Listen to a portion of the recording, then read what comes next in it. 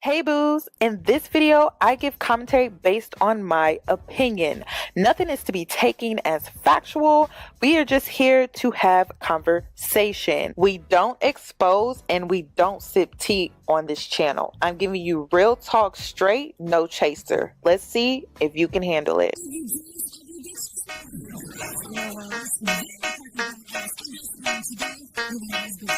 Cause I'm a boss. I haven't done anything for you to be proud of. Of course you have. You are marrying a man who can support you.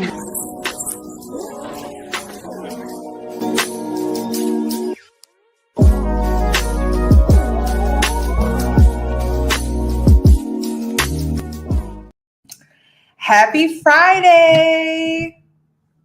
I am so excited because I feel like I have not done a lunch break combo in a while, and these are my favorite videos. They're my fave. Okay, so today we're going to be talking about not feeling good enough, not feeling worthy.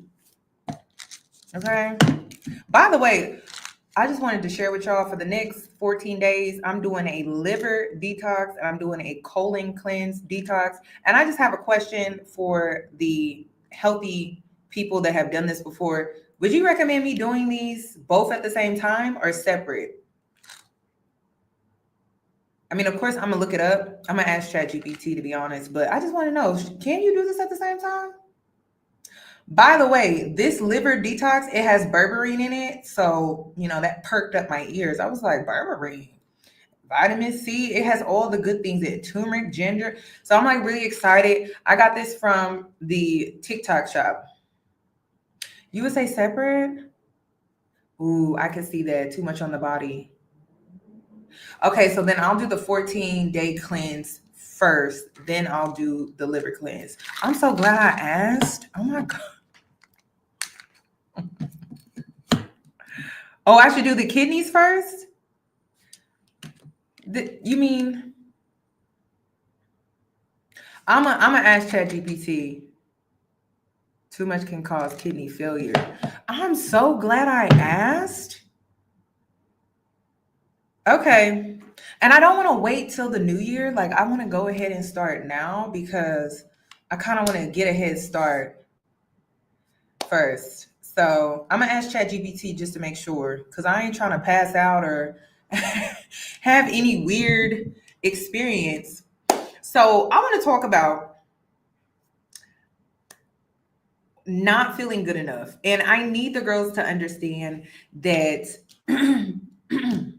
you have to feel good enough before you get to the part in your life where you see yourself as good enough. Like, you have to believe that you're good enough before you get to that part in your life where you're reaping certain things, where you're being validated that you are enough.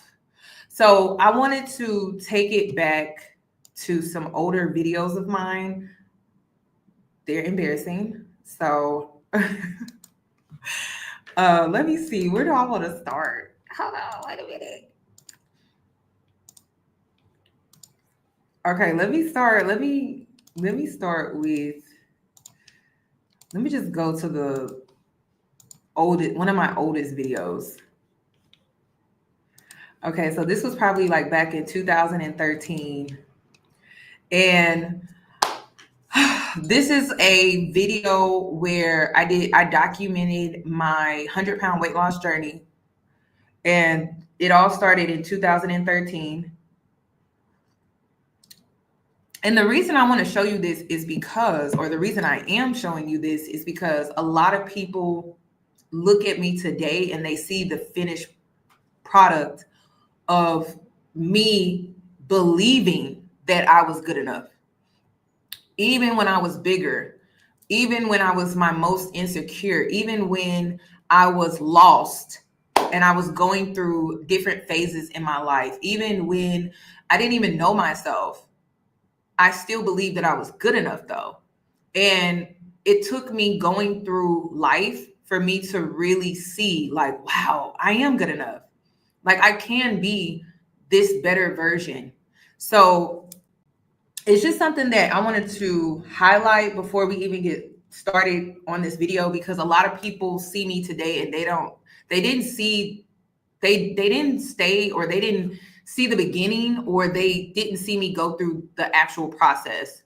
And wait a minute, I think I may have to stop it because y'all, I think my ex-best friend is in here. Because I really do. Wait a minute. Oh, wait. I think it's after this. Okay. Because I'm not trying to be messy.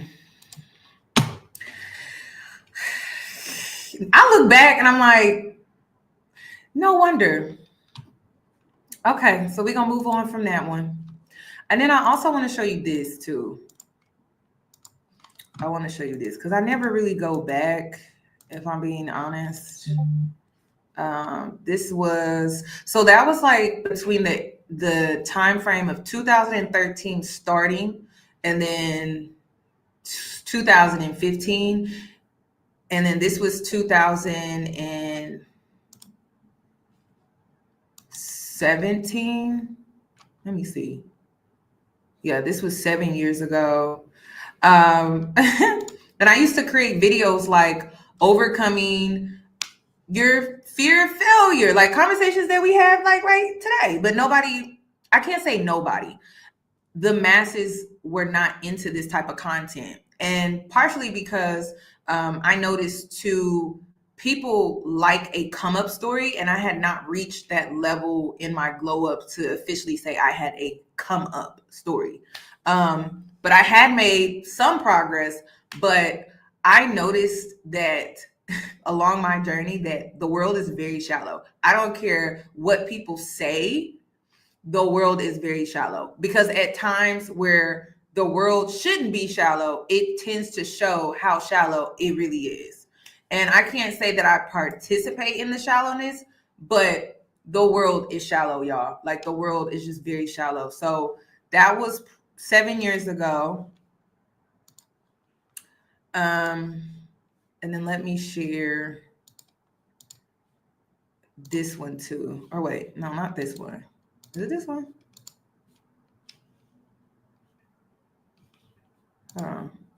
No. And then this was 2017. Okay, don't mind my face because tea tree oil on it, and I wanted to dry it out because yesterday. Why is that one saying that this is 6 years older? But the other video is older than this one. I don't know why it's saying 6 years. So I just popped, because I was still in my old apartment. That is so weird.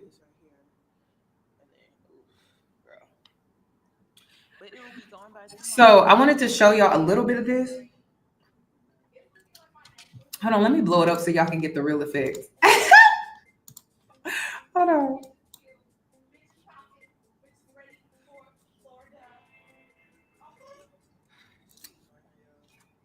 Y'all, this coffee is good. Now listen, I can show Alexis because Alexis, me and her are still friends. I can't stand you. Ooh, I'm turning white. Okay. So let me continue, because y'all, this conversation gonna be triggering. That's why I have to show you where I started, because this conversation is gonna be very triggering. Okay. Let me show one more. This one. Because this is when I used to vlog. For those wondering, I used to vlog. This video. The Express store. I just talked to them on the phone. Do y'all not see it says, "This is why I hate being plus size"? Okay. And I called the Plaza. If you guys don't know where that is in Kansas City, like it's just a shopping center. And they did not. Because I was plus size, I had to call around stores to see if they had. Before I even went in the store, I'm like, do y'all have what I need? Because if y'all don't, like, then I need to go to a different location. So it was another reason why I wanted to lose weight, was because it was so challenging trying to find clothes. And that's the thing that I hated the most. I have the extended size, like, so I'm going to have to go to Overland Park, because the lady explained to me, like, it's the top 100 store or whatever, or it's in the top 100. I can't even talk. it's in the top 100 express store or whatever, but the one on the plaza is not. So they're not going to get the extended line until much later. And then this is when I used to do plus size hauls for different brands. So I think I was working with Express, and the collaboration was for me to walk into an Express shop because they gave me like a limit. I think the limit was like $500 or something like that. I would go in, shop, buy everything that I needed to buy, but I had to call around because the plus size for Express had not hit the stores yet. This is how long ago this video or this was, because Express didn't have plus size yet. Now we're going backwards. It's just crazy to me. So then here I am also explaining to people for today. And then I'm also hold on, let me see. What's it? I just wanted to come on here and show y'all my size 16. So I also wanted to talk about too that I had reached a decent size, like a size 16, but why was I still struggling though? Like I was still struggling, but I was very proud of myself, but I was still struggling. So I don't know how me going into Express is going to go. I don't know how it's going to go. But I'm a true 16, regardless of what Express says. And sometimes, ladies, like you got to have these pep talks, you know, before you go into these stores. This is why I like to shop online. But just because you are a bigger size in one store, a smaller size in this store, and maybe a bigger size in another store, it doesn't define you. Like at the end of the day, if you like what you see in the mirror, that's all that matters. The sizing is just that. Like, okay, so let's go ahead and move on. We're gonna go ahead and move on. We're done visiting the past. I don't oh, y'all can barely hear? I'm sorry. Let me go back. Girl, that volume is low.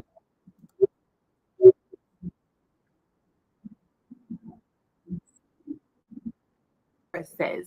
And sometimes, ladies, like, Hold on, let me so I don't know how me going into Express is going to go. I don't know how it's going to go. But I'm a true 16, regardless of what Express says.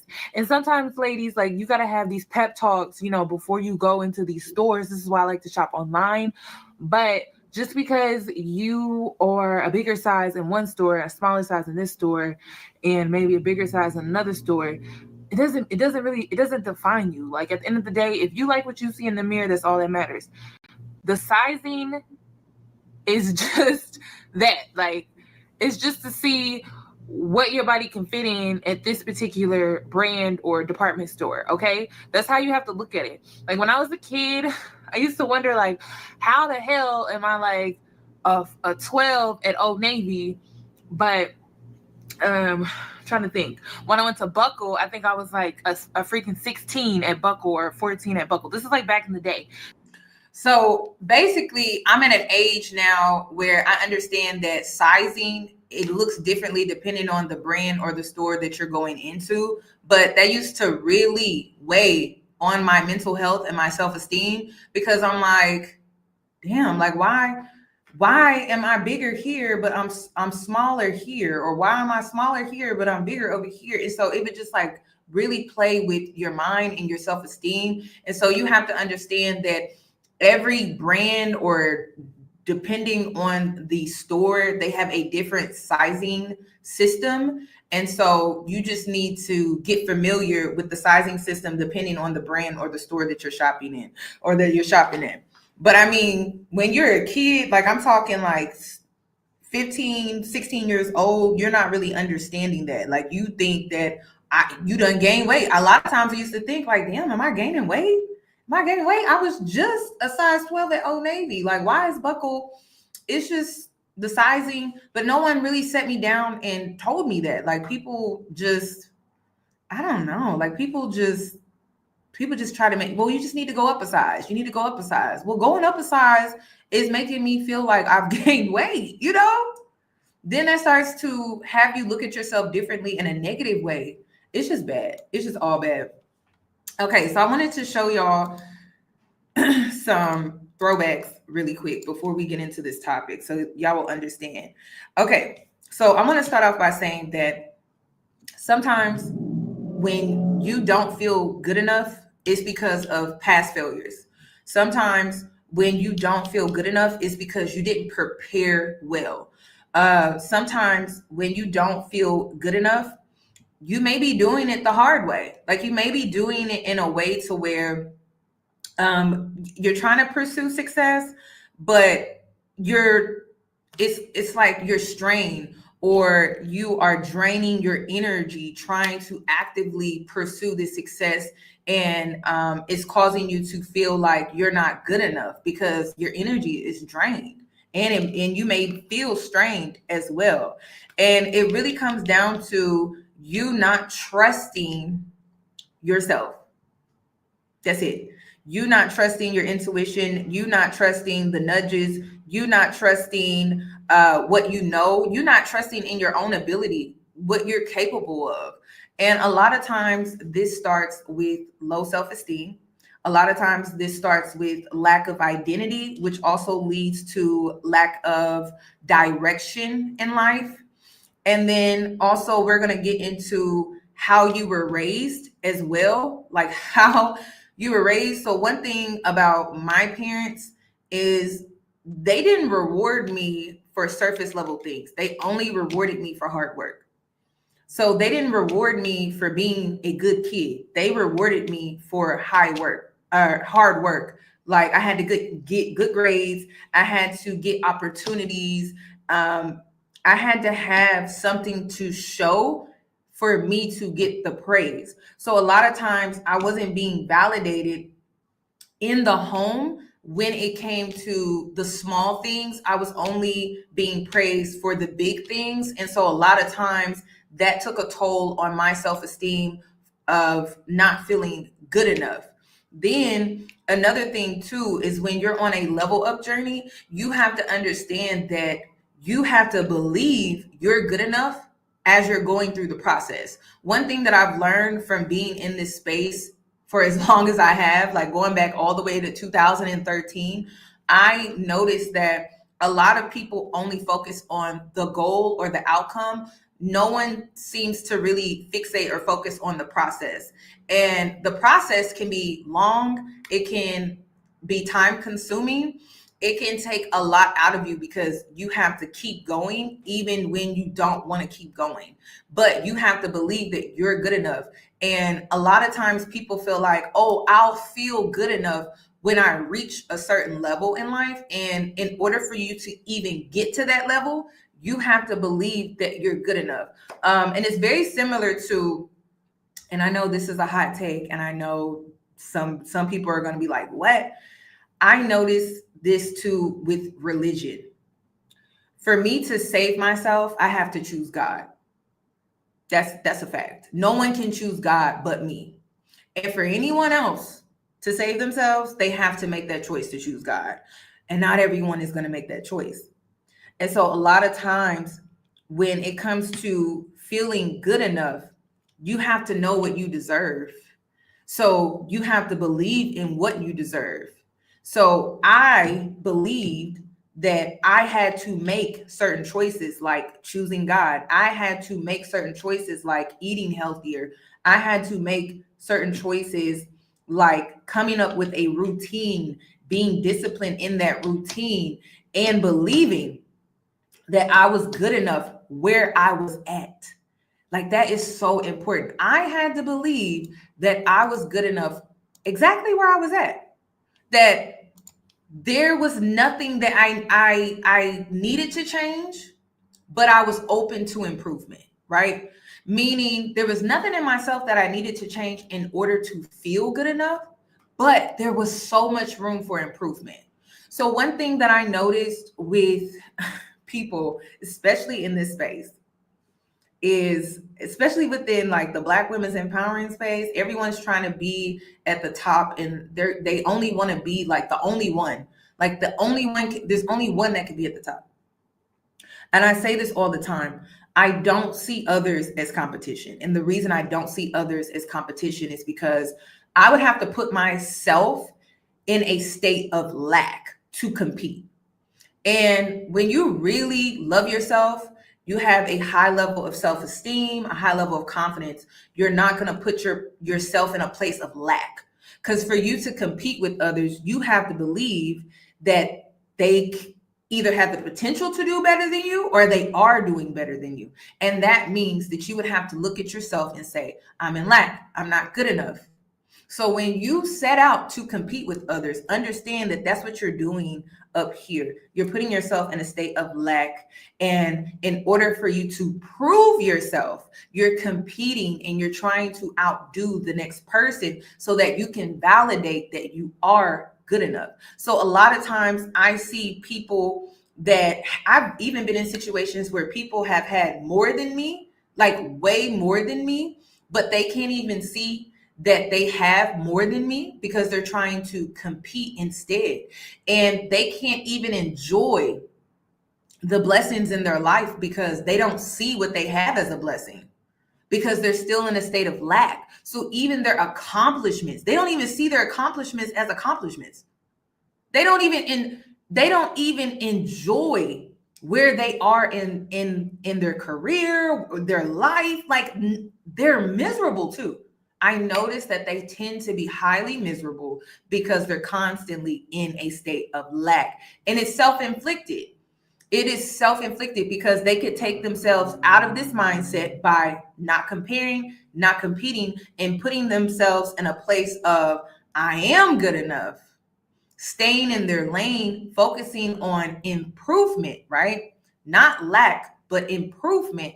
And then they will elevate from there. And that has been the constant and the most consistent thing that I have done, which allows me to be cringy and very much transparent. So if you go back to some of my older videos, my transparency was very real. And it was because, well, I'm not trying to keep up with anybody. Like, I don't feel like I can't be transparent because I'm not in competition with anybody. Because if I was, I wouldn't be this level of transparent because I'm like, oh, well, I don't want such and such to know. I don't want this person to know that this is what I'm struggling with or this is what I'm going through. I didn't give a fuck because at the end of the day, I wasn't competing with anyone and I'm still not. And it's because if I do, then I have to put myself in a place of lack where I don't feel good enough. And then I'm also putting myself in a place of chase where you are constantly chasing the next thing because you're trying to keep up. So you're chasing this, you're chasing that, you're chasing this, you're chasing that. And one thing that I noticed about being in that energy of chase, things are always running from you. When you take yourself out of that, things are attracted to you. You don't have to chase anything. Things are more attracted to you. Things come into your life fairly easy compared to when you're in that chase energy and really you're chasing perfection because you're competing, which comes from a place of needing or feeling the need to prove yourself. And so again, you're constantly chasing and things are constantly running from you and you are never satisfied. You are never content and you're not happy. How can you be happy if you're constantly chasing? You always view yourself from a place of lack, feeling like you're not good enough. And then you're always comparing what you have versus what other people have. It just creates a life of misery. Like you are never going to be happy and you can't live a fulfilled life because again, you are going to stay in this energy of lack. And so you're not going to feel the energy of fulfillment. Fulfillment is going to continuously run from you or it's going to feel foreign to you because you're putting yourself in that place, in that energy, in that mindset. You carry that mentality and you can't get rid of it. So you're going to constantly, repeatedly do this thing and it's a cycle. And the only way you can break free, the only way you can break out of it is you have to be okay with who you are, where you are. And you also have to believe that you are good enough just currently where you're at. Like you can't keep thinking, oh, but if only I had this, or if only I had that, or if only I had this body, or if only I look like this. I'm never going to take away improvement because you've seen me do that for a decade now. And so there's always going to be room for improvement. But when it gets to a point where you feel like you're not good enough, that is self-inflicted. And it's something that you have to work on up here. And it really started with my childhood. Like, I never felt good enough in my childhood because my parents never reassured me that I was.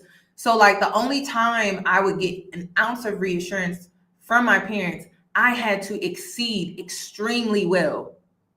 Like, I'm talking about, I'm being recognized outside of the home for me to be seen and for me to actually feel affirmed and reassured. And I'm gonna tell you right now, if you rely on outside validation from your parents, because it's just the parents, we're not even gonna get on friends, parents, you're gonna live a miserable life. I remember when I accepted that I was just gonna be seen as a failure to my parents. Yeah, a failure. When I dropped out of college, I was cool with being seen as a failure because no one could understand what I was going through and what I was experiencing with why I chose to drop out of college, because it was the best decision for me. And I didn't give a fuck if you thought I was a failure. I didn't care. What I was struggling with and what I was going through, I did not care. Like, I didn't care if you saw me as a failure. I didn't care if you wanted to perceive me this way or perceive me that way. I didn't give two shits because I didn't want to live a miserable life anymore, any longer. That's what it was really about. I didn't want to be miserable anymore. And so I decided that I'm okay with being a disappointment. I'm okay. That's what made me do YouTube. Like, well, my parents think I've failed in life. So, I mean, I really don't have to live up to anyone's expectations but my own. It was almost like I freed myself when I decided to just be okay with being the disappointment in the family. And it's crazy how that now has transitioned into my family is so proud of me. But I remember when I was seen as the disappointment, and I was okay with that shit. Because at least I could say, well, I'm not miserable. I'm actually very happy. And that's when I started to become more selfish. And it's so crazy because when I started making these choices, I started making these mental acceptance. Like, oh, my parents think I'm a disappointment. It is what it is. When I started doing that, I thought I was being selfish, but I wasn't being selfish enough because I was still people pleasing. But when it came to me trying to find my happiness and not relying on other people, it took me accepting that I was going to be seen as a failure to other people, a disappointment to other people, loss. Like, I even had, like my ex-best friend, she felt like I was lost in life. She felt like the decisions I was making in life were stupid. And she felt righteous in her choices and decisions. But guess who's happy and guess who's miserable? Guess who is actually happy with their life and guess who is miserable? I'll let you determine. I'll let you determine who's actually happy and who's actually miserable. Because I don't live according to other people. I live according to myself. So societal standards is what she lives for. I don't live for societal standards because if I did, I would have to chase. This is a capitalist society. So you are constantly in chase mode. That puts you in constant survival mode. That puts you in constant, I have to spend money to keep up with the Joneses mode. It's never ending. It's never ending. And I have to compete. I have to compete with this person. I have to compete with that person. And it's never ending.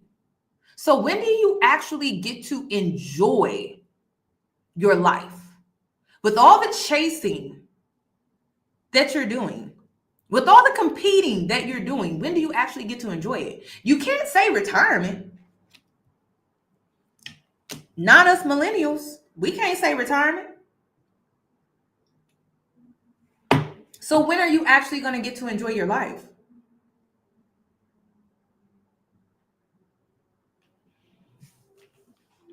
it starts with you accepting being perceived negatively.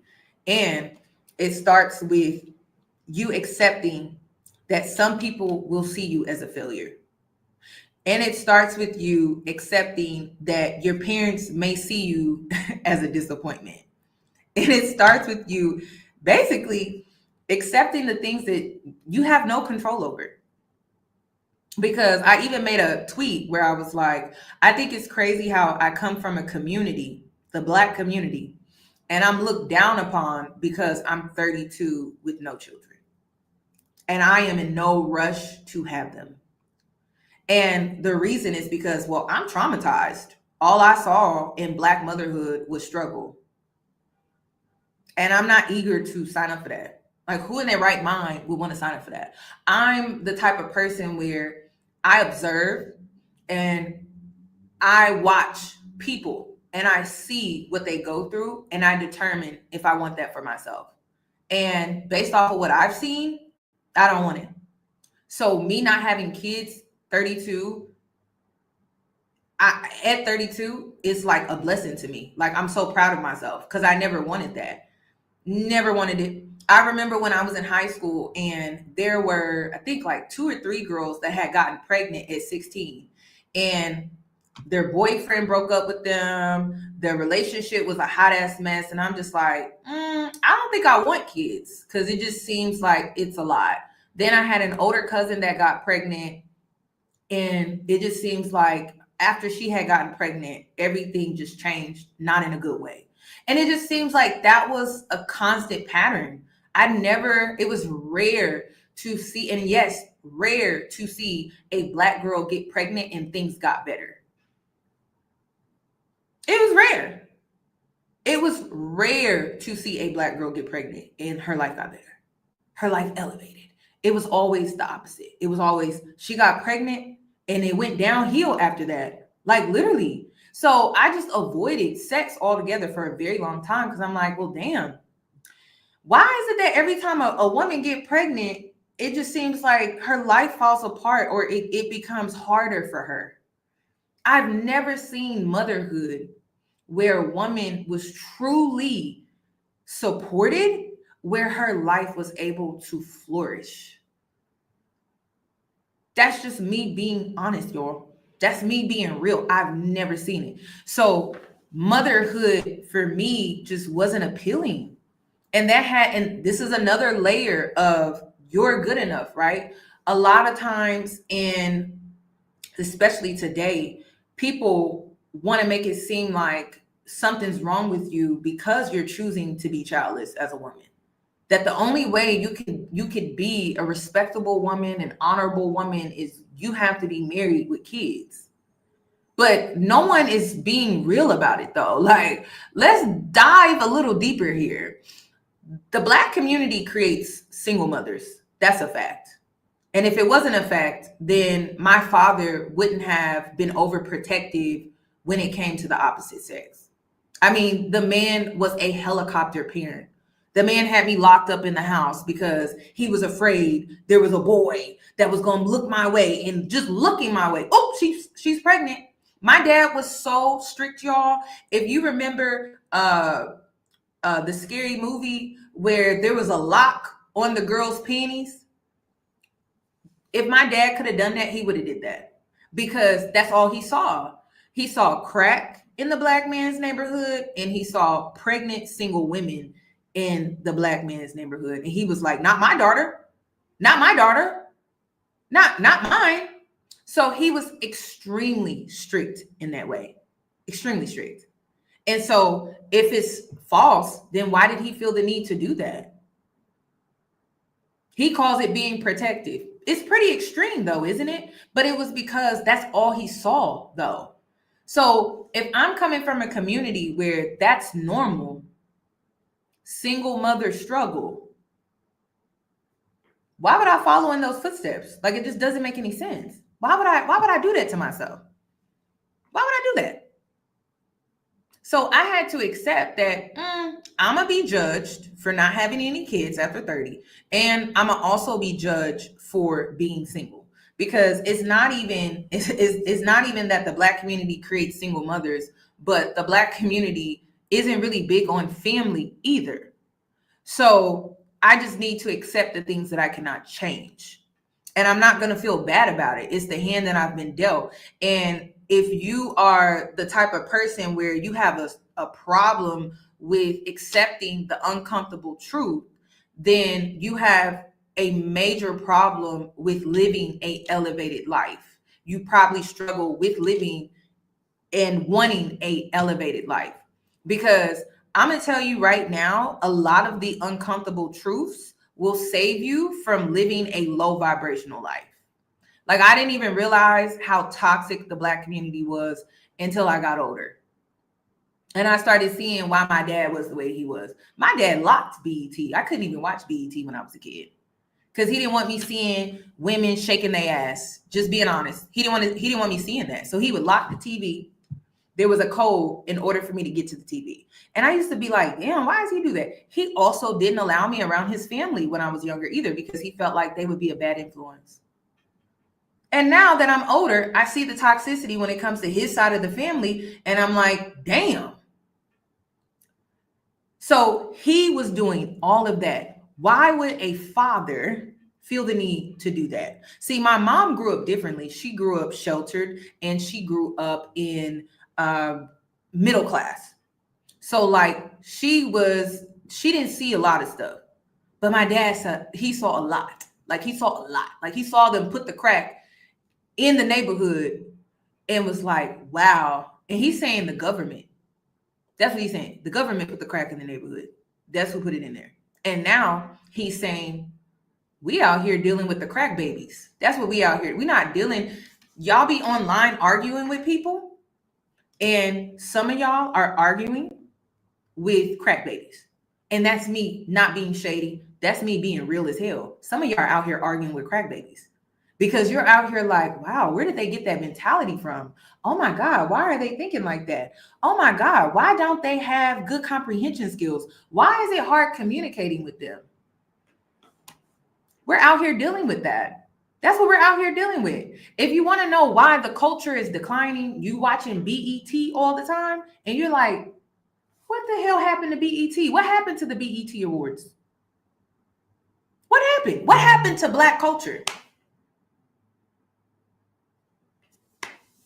It's a hard truth. So then you start to think, is it even a good idea to raise kids in this culture? Probably not.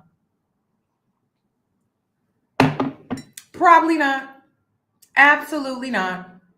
Absolutely. And I'm at a point where I've accepted that, because people will use the excuse, well, what about your legacy?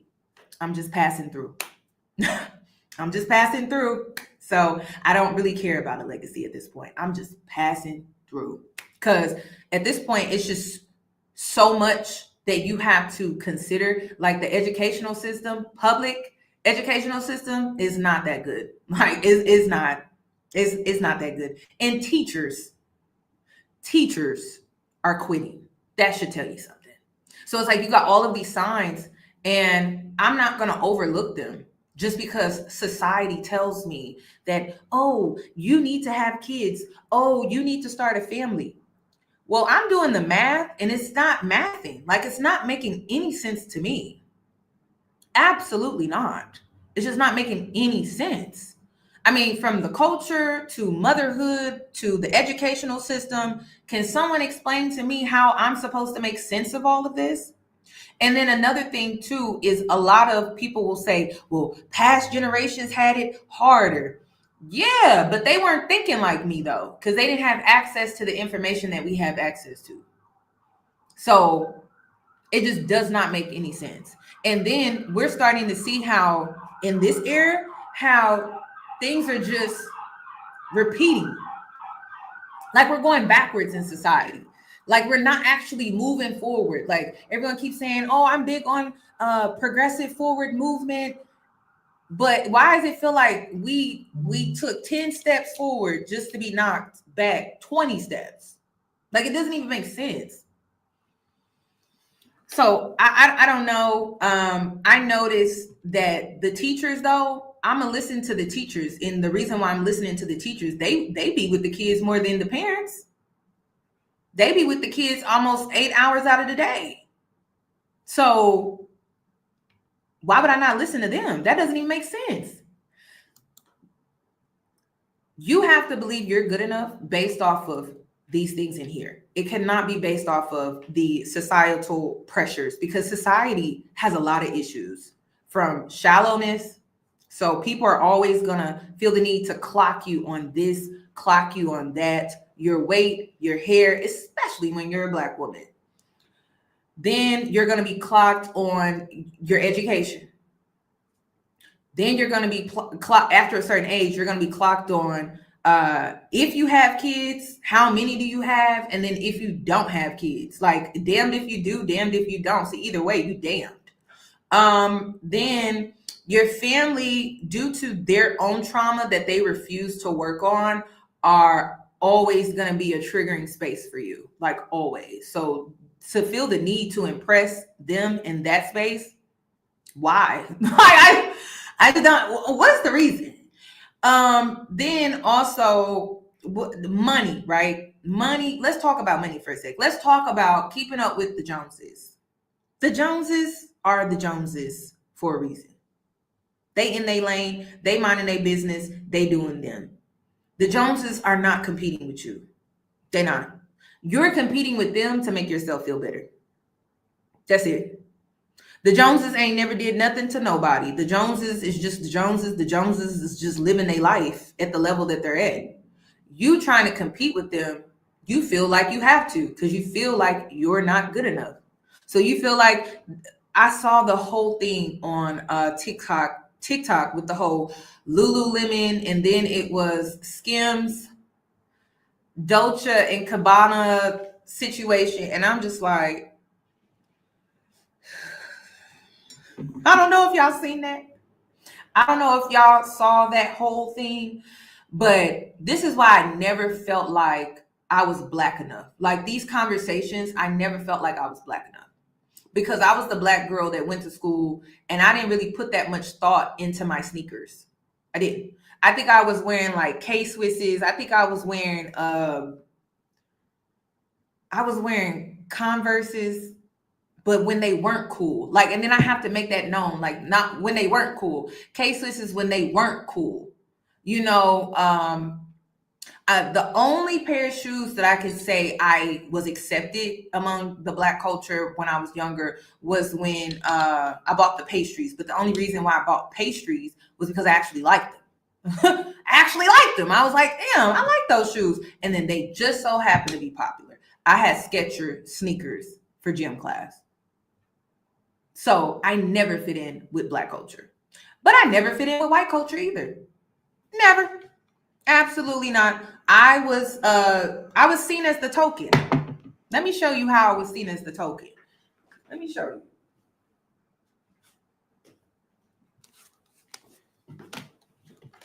Let me hide their face. Baby, I was the token. And I didn't even know I was the token. I didn't know I was the token. I had no idea. Y'all, it wasn't until social media where I realized I was the token Black girl. I had no idea. And it was because I never changed my personality. Like when I was around white people, I was the same as I was when I was around Black people. So like, and the reason I was the same was because, well, I never tried to fit in with Black people. I was just myself. And so I got called like corny, weird. I got called weird a lot. And so I never like switched up my personality when I was around Black people versus white people. But I noticed that technically I don't really fit into either group. Like I really don't. I'm like I'm an outcaster. If anything, at best, I'm an outcaster. But I never noticed I was even a token, because I never felt like, I thought they were just being nice to me. I thought they was being nice. I swear, I thought they was just being nice to me. I did not know like they saw me as a token, y'all. I had no idea. So it wasn't until social media where I had to go back and like really like think about some of the things. And I'm like, oh my God, they saw me as a charity case, most likely. oh my God, they probably felt bad for me. It didn't hit me. So again, you don't like, as a Black woman, you have to view yourself as enough. Like, that's it. Okay. That's it. And then I had a pretty balanced childhood. So like, this was my Black friends. Okay. That's my Black friends. All right. So I had a very balanced childhood. So, but one thing I noticed was I never really fit into either group at all because I was just too busy being myself. I wasn't an Oreo when I was around white people, and I wasn't ghetto when I was around Black people. Like, I was just myself. So you're talking to somebody that really doesn't care. I don't care. And I know that some people may struggle with this. You may struggle with it because you may feel pressure to fit into this or fit into that, but you know, you could just exist. You could just exist. If I feel like I have to put on a performance, I'm not doing it. Absolutely not. Which is why you don't see any sponsorship content on these platforms right now. You don't see any sponsorship content on my platforms right now. And the reason is because I don't want to perform to sell. And I'm not doing it. If it doesn't feel natural, then I'm not doing it, because I've never been that type of person where I felt like I had to put on a performance to be my best or to show up as my best. And I see a lot of performing on social media, especially when it comes to these aesthetics. And we're losing the plot. The plot isn't for you to create this aesthetic and fit into the aesthetic for you to have confidence. The plot is for you to have the confidence. The plot is for you to have the confidence regardless of who you're around, what you have on, what name brand you're wearing, how your hair is done, if your edges are laid or not. It's truly about, do you have the confidence? Now, I'm not saying you can't make improvements. I'm not saying you can't put your best foot forward. But a lot of this stuff, like the name brands, the laid edges, the nail design, the brand names, all of that stuff is just a cover up to have you be perceived a certain way, as if you do have confidence, but you really don't. And really, again, back to what I was saying, is putting you in a place within yourself of lack so that you can compete, so that you can keep up. And like I said, you're going to keep chasing and things are going to keep running from you until you accept who you are. And I mean authentically, and just being okay with being perceived, because that's what this is really about. No one wants to be perceived negatively. No one does.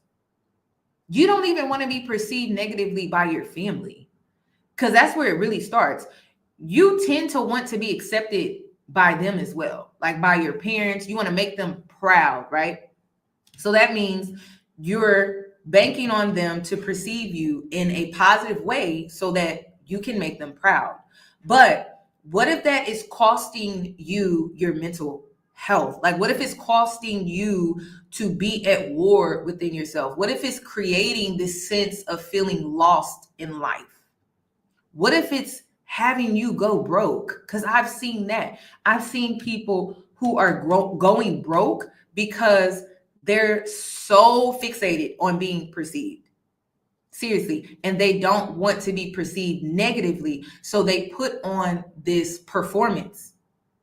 And inside, they're dying. Like, inside, they're depressed. Inside, they have anxiety. Inside, or behind closed doors, they're going broke. And I'm not saying this like on, because I feel like it's toxic where you see people doing well, right? And you automatically think they fake flex it. Some people are not fake flex it. Some people really have it like that, right? But I'm talking to the people that are so hyper fixated on how you're being perceived that it is causing you to go broke behind closed doors. And you're not prioritizing what is truly important in your life.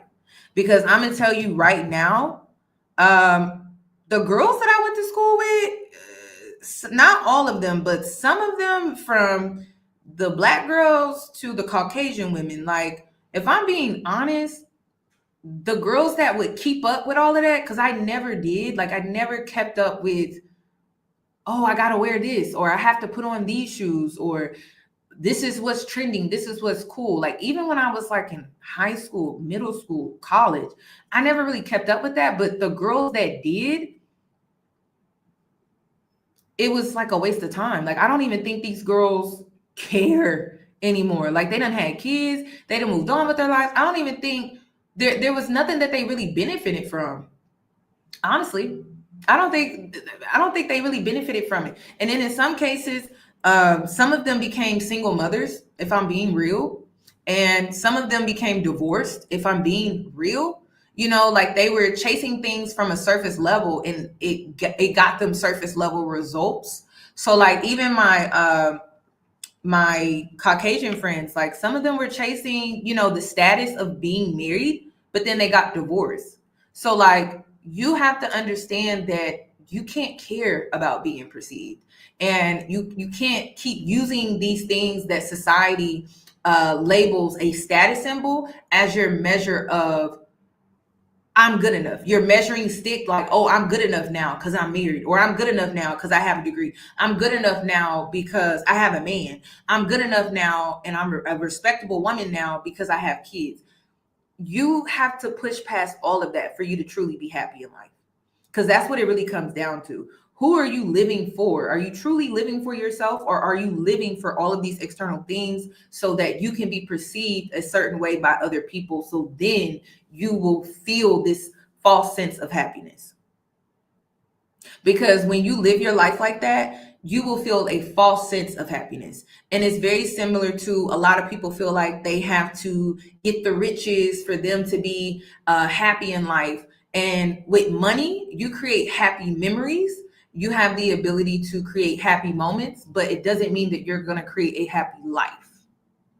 Because the goal here is to live a happy and fulfilled life. So even when you're chasing these things to be perceived in a certain type of way, you're just creating a false sense of success. But once you reach that milestone, you hit that goal, you're still going to feel in lack because it was false. Like everything that you were chasing was just false. And then you finally reach that level and you still feel in lack. So how do you get to the promised land? Because I've gone around the sun. That's why I wanted to show you the earlier parts of my life, because I've gone around the sun and I was in the chase. Like I was in that chase. I was in that chase of, I would say around my Instagram baddie era. That was the first time in my life I was in that chase. And it wasn't the clothes, because I was getting the clothes and the hair and the wigs and all of that stuff for free. Right. But I was still in the chase because I was chasing likes and I was chasing engagement and things like that. And I can honestly say I was very miserable because I wasn't being creative. I was just doing what would get me on the explore page, or I would do what would get me reposted on someone else's page. And so it was a constant, I was in a constant state of chase, which put me in a constant state of lack, when the whole time I was good enough. I didn't have to do all of that, because when you believe that you're good enough, you don't have to do nearly as much as you think you do. But you're forcing yourself to do those things because you don't believe that you're good enough. So let's get into some videos, because I wanted to share some videos with you all. Yeah, being a follower it never pays off, y'all. Oh yeah. And I'm seeing this too with because I'm giving my perspective from a 32-year-old woman with no kids, but like I've even seen, because I've dealt with this myself, where I reached a certain age and all that talk that my parents gave me about not having kids, stay away from boys, it then turned into, where my grandkids at? Huh? So, and I think that trend, I've even seen it where girls become a single mother, right? And the family is asking, so when you gonna have another baby? Huh? Oh, you got another one in you. Huh? What? Or I've even seen it where, I swear, y'all, and it's just, it blows me. I just gotta be honest.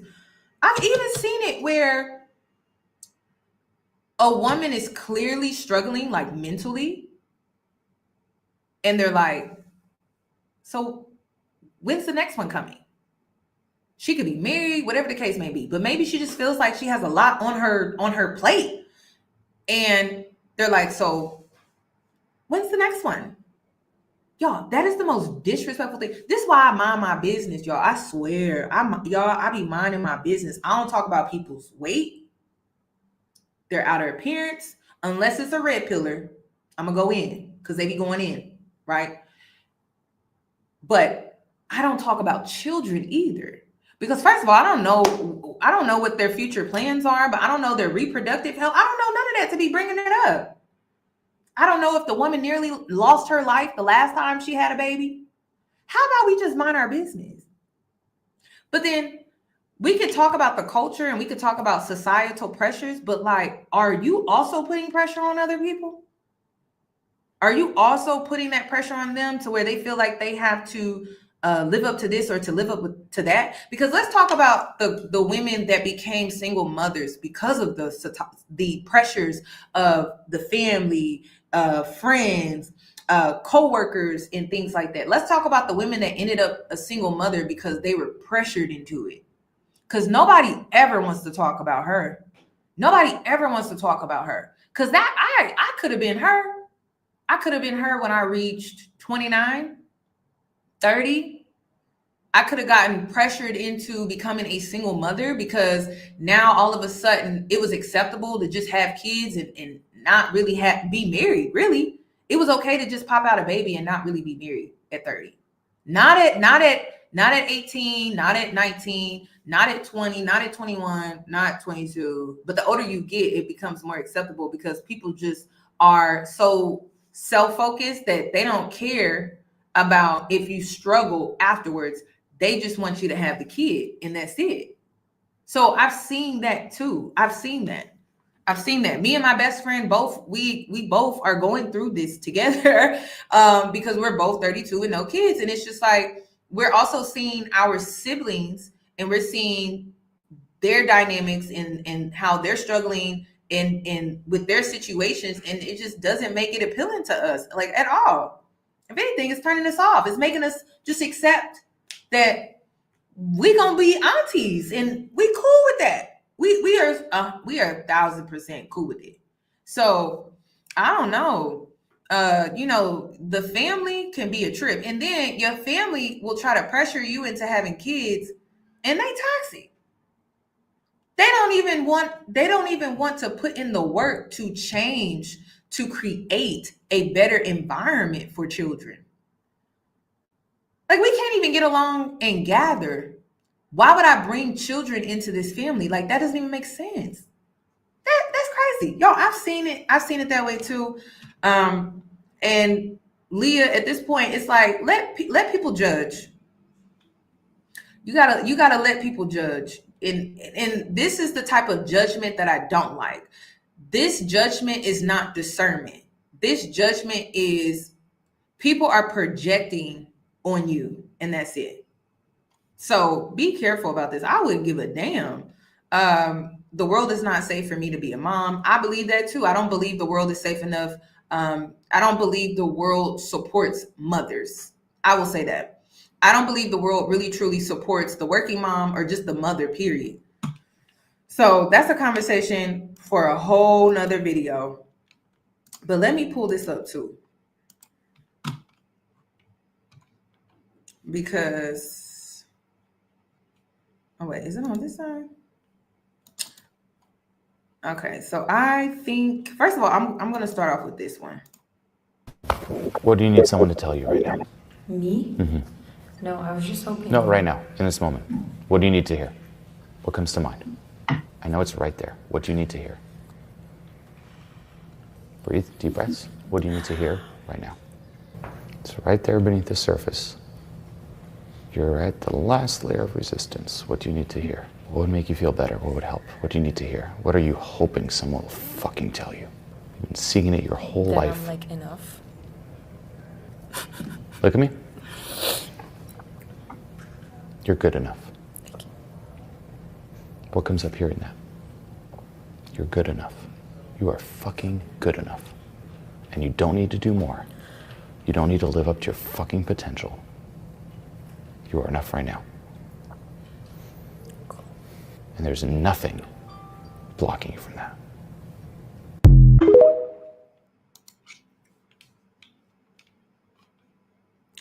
I just hope that Black women for the next 4 years, you take what that man just said.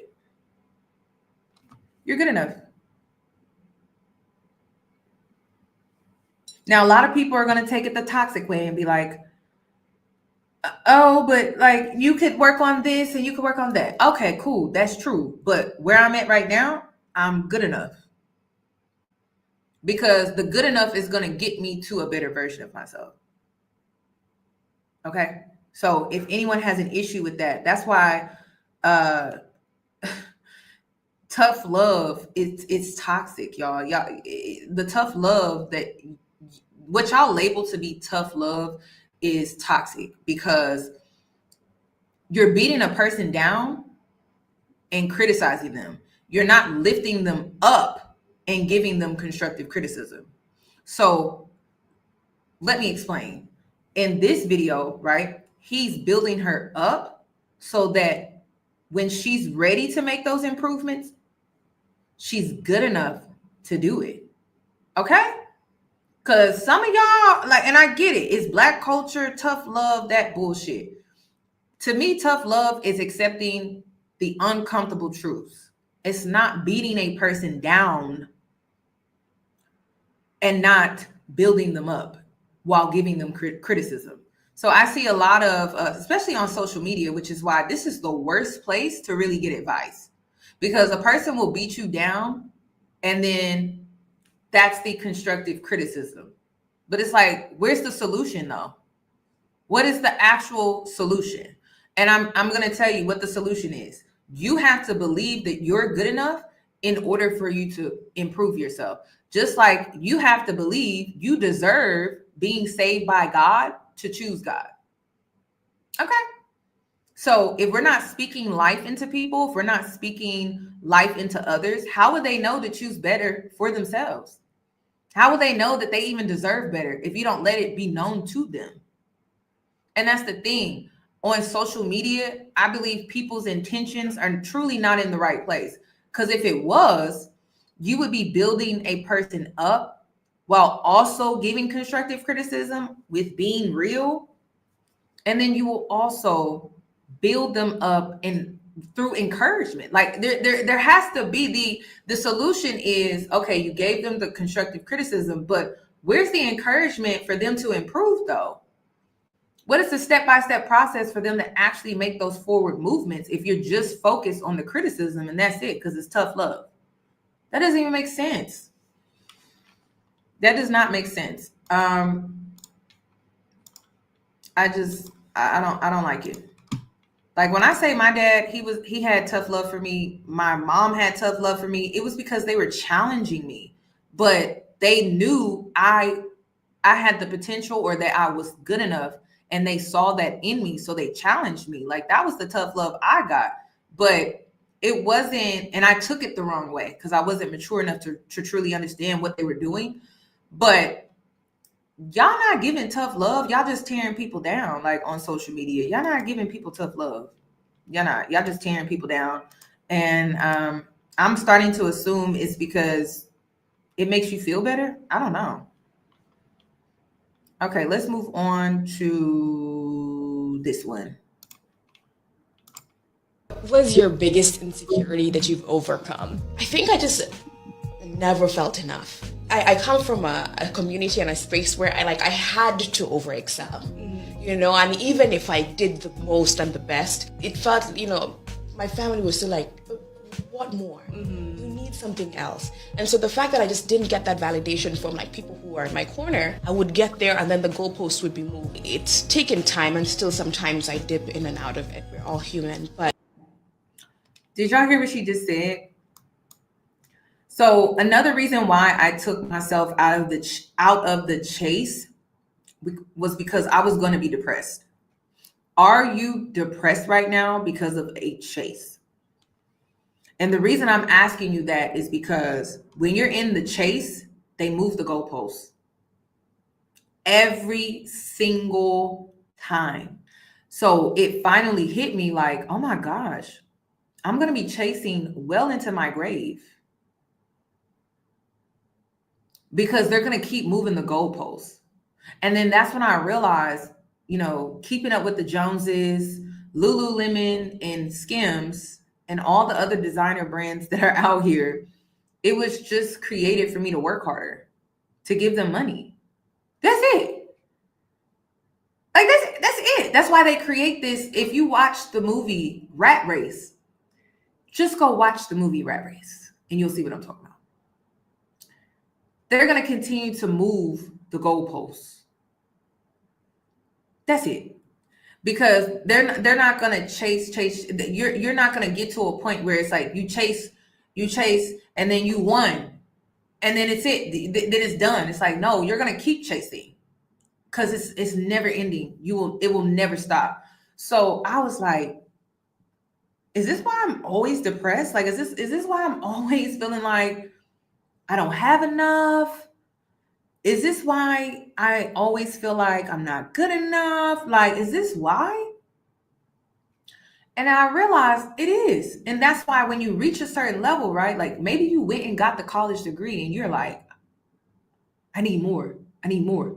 And you know who I see do this a lot? Black women. Black women. And it's a sign of low self-esteem. And so you get another degree thinking that that's going to make a difference. And it doesn't. It doesn't, because it's all in here. Like it's all in the mental. And you have to get to a point where you're truly accepting yourself. Because I'm going to tell you right now, because they moved the goalposts on election day. Let's be real. They moved the goalposts when the Democratic Party decided to bring Kamala on after Biden decided to run for a second term, not before. They moved the goalpost then. It wasn't the results of the voting. It was when they made that decision for us. But it seems like a lot of people don't want to look at that. But it's like, no, they moved the goalpost when they did that. They knew what they were doing. They knew what they were doing. That was the plan. That was the strategy that they had came up with. So they gave Kamala, what was it? A few months, just a few months to really pull that off. So they had already made that decision for us, which means they moved the goalposts just like that. So you're going to keep chasing. It was 100 days. You're going to keep chasing. And when they want to, because this is how much you're giving your power away. When they want to, they'll move the goalposts. And the little bit of power that you thought you had, but it's truly because you gave them the power, right? They'll just remove it just like that. Just like that. They'll just take it from under you. Zero compassion, right? And then you're back in lack and you'll feel like you don't have any power at all. That's what they just did. So keep that in mind. Like that goalpost, that is real. And they're going to always move it when it's convenient. And it will always be an inconvenience to you. Just know that. Thank you. That is so sweet. Donovan, that is so sweet. And the goalposts would be moved. It's taken time, and still sometimes I dip in and out of it. We're all human. But getting over the fact that I am worthy, I'm that girl. I'm powerful. I'm magical. I'm literally the very essence of the world, and I think it had to get to a point where I was like faking it till I make it. Yeah. Because nobody was telling me that. Mm-hmm. Now the faking it till you make it, that's being delusional enough to where you're looking around, you don't like what you see, whether that's within yourself or just where you are in life, right? And you are at a level of self-acceptance And then now you're trying to move forward and you have to be delusional about that. Like, you can't be practical. That's not the time to be practical. Because if I was practical the whole journey, I wouldn't have made it this far. I'm going to tell you that right now. I had to be a little delusional. Now, I'm never going to tell you to be delusional behind these men. That's crazy. I'm going to tell you to be delusional when it comes to being that girl. That's what I'm going to tell you to be delusional over. Creating that girl. And you have to be practical. You have to be practical about how you go about the process, but you have to be delusional when it comes to making it to being that girl. Okay? So that's what she's saying. Practical in the process, delusional when it comes to getting to that outcome that you're looking for. All right. And we all have, I don't know about y'all, like I was just talking about this on my Instagram story where I was like, I think we all women have a list of things, beauty things that we want to improve when it comes to our physical appearance. Create that list of things that you want to improve when it comes to your inner growth, because I've done that consistently. You'll see note cards. Like, I literally have note cards off to the left of me right now. I always create note cards of the things that I want to improve internally that has nothing to do with the outer appearance. Anything outer is truly for self-expression and fun and feeling liberated.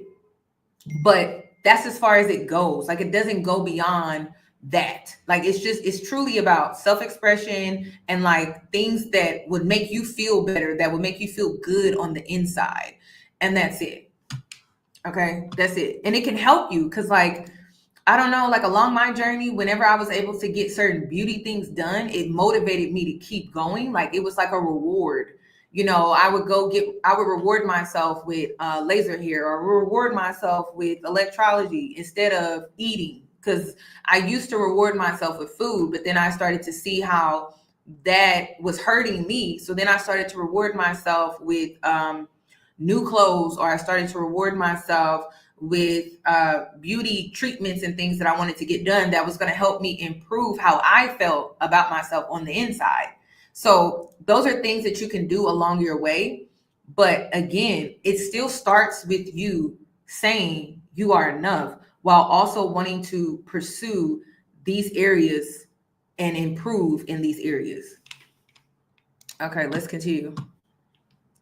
Because I had an unhealthy relationship with celebrating myself in toxic. Basically, I would celebrate myself in ways that would stagnate my success or stagnate my growth. And so I'm like, well, what's going to help me like propel forward, not take steps back? So I started rewarding myself with like beauty maintenance stuff, or I started rewarding myself with clothes, or I started rewarding myself with experiences, and I stopped rewarding myself based off of how I saw people reward themselves in my family. So I had to change that around because it was unhealthy and it was going against what I was trying to achieve. I also wanted to talk about this too. Ladies, can we start a thread? Because I want to talk about something that I haven't heard, and I just want to know if any women are experiencing this. Quick backstory. Coming up, I always had low self-esteem. I never felt attractive. I didn't really have friends. I was pretty much a loner. And so as an adult, I still have some of those thoughts in my mind. And it could honestly affect how I present myself when I'm out. But with that said, I have a lot of gorgeous friends, okay? Everybody's pretty. Everybody's pretty.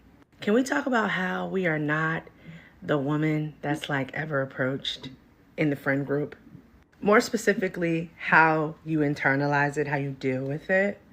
You know, because it's hard for me to believe that I'm the pretty girl when I'm out and men don't approach me. And I have to be honest with y'all, because I used to be the girl where my friends would get approached and I'm holding her bag, I'm taking her drink. Hell, sometimes I felt like I was holding up the damn wall. That's what it felt like. But what she isn't realizing, because now I get approached all the time, and I'm gonna tell you, 99% of it is a waste of your time. I say 99.9%. The approach that you be seeing these women get is truly a waste of time. It's sexual. It's somewhat sometimes degrading, if I'm being honest.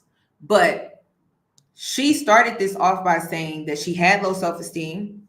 She also started off by saying that she sees the beauty in her friends, but because she's not getting approached, it's hard for her to see the beauty in herself. And I'm gonna tell you now, seeing that I've been on both sides of the spectrum, like literally I've been on both sides, I can't say that I was ever ugly. I just wasn't conventionally attractive. Like I wasn't desirable in the conventional way, right? So what she's not understanding is that it really comes from a place of self-acceptance and self-validation.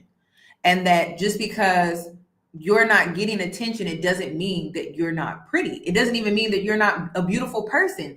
Beauty comes from the inside, and yes, the outside can help, but I've seen pretty people and they turned ugly to me because they have such a nasty personality. Like honestly, you can be an unconventionally attractive woman and still be beautiful.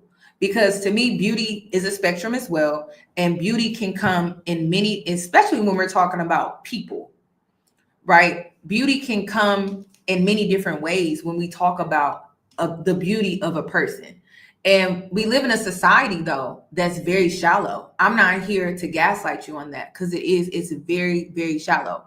But your measuring stick for your beauty starts with the shallow side. And that's part of the issue, though. And then you think that there is value. You assume that there is value in those men approaching your friends. And like I said, I can tell you now that there's no value. Okay, it's situationships. It's it's really crazy because now that I've been on both sides, oh my God, a lot of these men that approach the pretty girls, they just want to approach you and conquer you so that they can feel more confident within themselves. It is not what you think. It is very rare to be approached by a man and he sees your worth and he sees your value. A lot of times these men go after the pretty girls, because they are literally wanting to validate themselves and they need a confidence boost. A lot of the pretty girls, they get picked, right? But they get picked just to be at home, to sit on the shelf and forgotten about.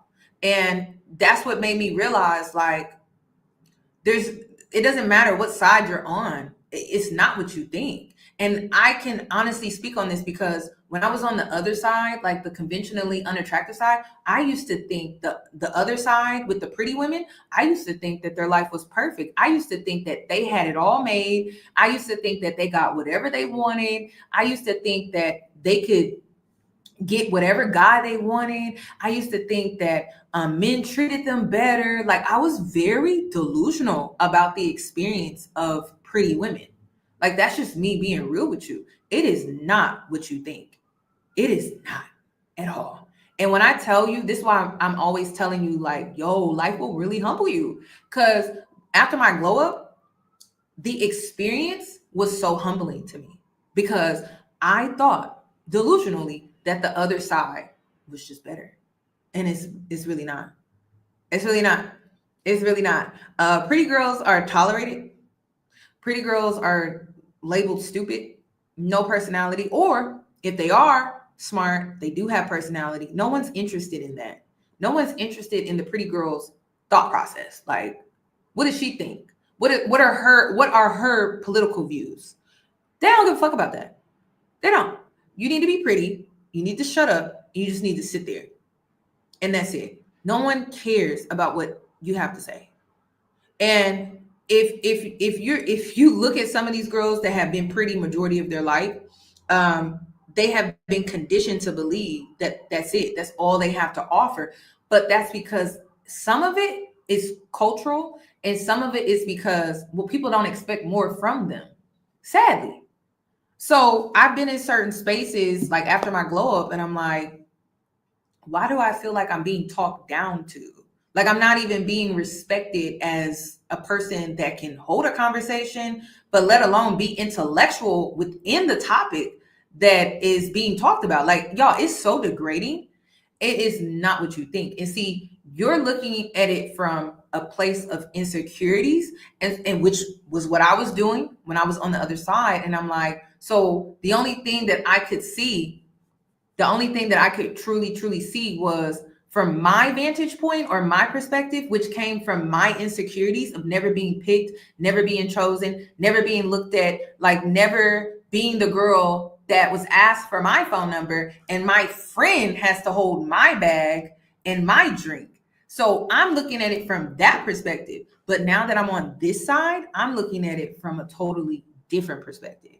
And when I say I feel so bad for how I judge the girls that got the attention or the pretty girls, like I feel so bad. Like I feel like I'm a part of the problem. Like I feel like when I was in that space, like I was also a part of the problem because we're putting too much value on appearances and then it doesn't come with much value. Like that's what's crazy is we put so much value on appearances, but why doesn't it truly come with value? But then again, I guess it depends on what you deem as valuable though.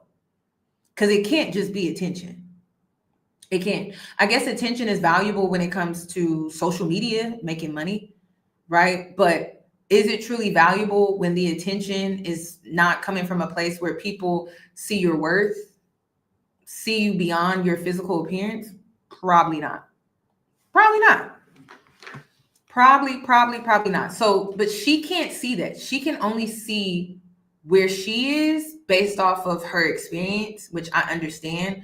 But if she was to come on the other side, she would see it totally different. If she was to transition to the other side. And listen, this girl is beautiful.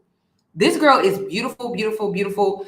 And it's crazy because you know how there are some women that are born a certain way and they don't have the potential to be pretty. She has the potential to truly be pretty. And I mean conventionally pretty. Conventionally, she's already pretty to me, but conventionally meaning she has the locks, she would probably have to cut the locks off. She has the nose rings and everything. And I mean like respectability politics is what I'm talking about. If she was to truly convert over, which she has the potential to do so, she would see that that other side is not all that it's cracked up to be. It's not. She'll see one day, but she is pretty. But she has to see that. And she can't base it off of whether or not she's being approached or not. Like she has to base it off of how she sees herself. And I think it's hard to do when you want to feel desired. And that's what this really comes down to. It's not that she's ugly. It's not. It's just she does not feel desired by men. That's what it really comes down to. She doesn't feel desired by men. She doesn't feel like she gives that off. And I don't even think it's about if she's pretty or not, because I'm not blind, y'all. She's not ugly. So it really comes down to I'm not being desired by men, so I'm not pretty. And that's crazy. Like that's something that we need to talk more about. You don't feel you're pretty because you're not being desired by men. And that's how you determine whether or not you're pretty or not. And men are the most shallow. I feel like they're the most shallow that I just, and it doesn't matter if, and I learned this very young, if it was my father or a random man off the street, men are very shallow, very shallow, very shallow. So to measure yourself based off of how men desire you, you're never going to win that, like ever. You're never, ever going to win that. So I wouldn't even try to live up to that. You have to accept yourself and you have to see yourself as enough and you have to see yourself as pretty and you have to see beauty beyond outer appearance and whether or not someone is approaching you. Because I've always had a beautiful spirit. I've always had a beautiful personality. regardless of my size, regardless of if I was conventionally unattractive or not, I had a beautiful humor. Like I'm funny. Like I'm a lot of different things, but we live in a world that's very shallow. So beauty is only the outer and that's it. But when you really peel back the layers, which I feel is my most beautiful, you'll see how beautiful I really am.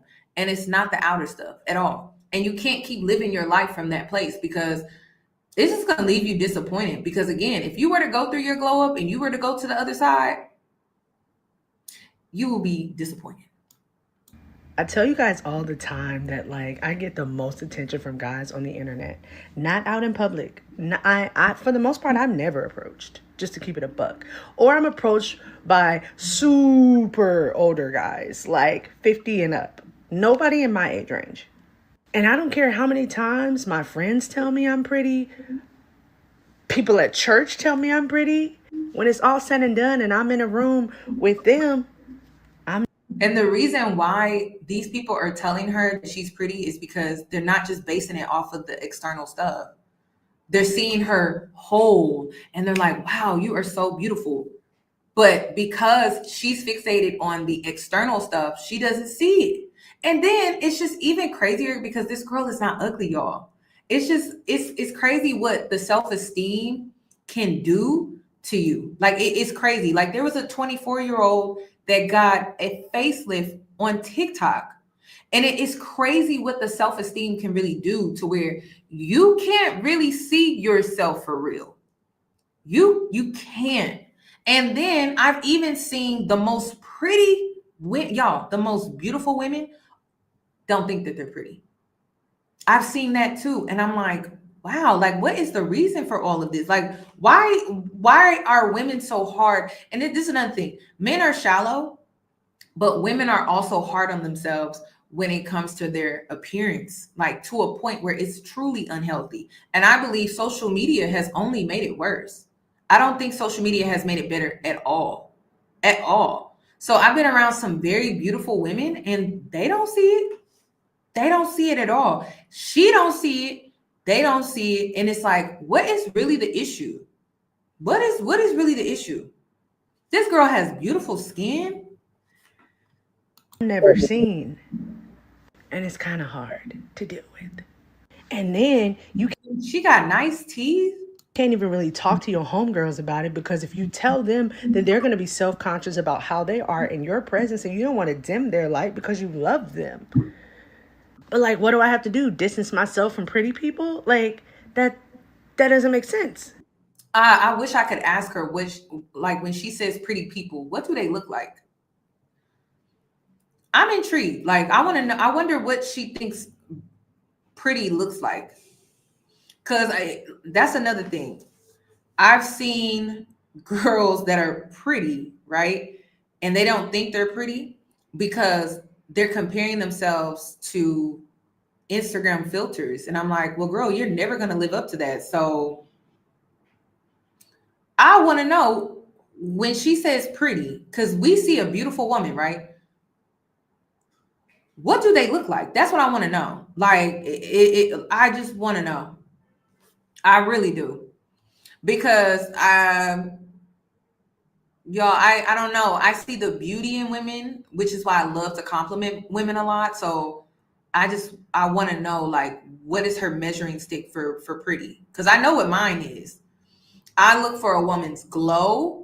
I look for a woman's smile. Those are the first two things that I truly look for when I see a beautiful woman, like the glow, the smile, her energy. Is it radiating happiness? Like I look for that. I follow women on TikTok and Instagram, different ages. Like I think the oldest woman that I follow on TikTok, I think she's like 80. And then there's another woman that's 60. These women look good. So, but I also see their confidence. The reason why I follow the older women is because you see their confidence. Their confidence is so top tier. And I look forward to aging because I see how confident they are in themselves. And yeah, they're older. And according to societal standards, you know, they don't live up to the standard of beauty, but their confidence does.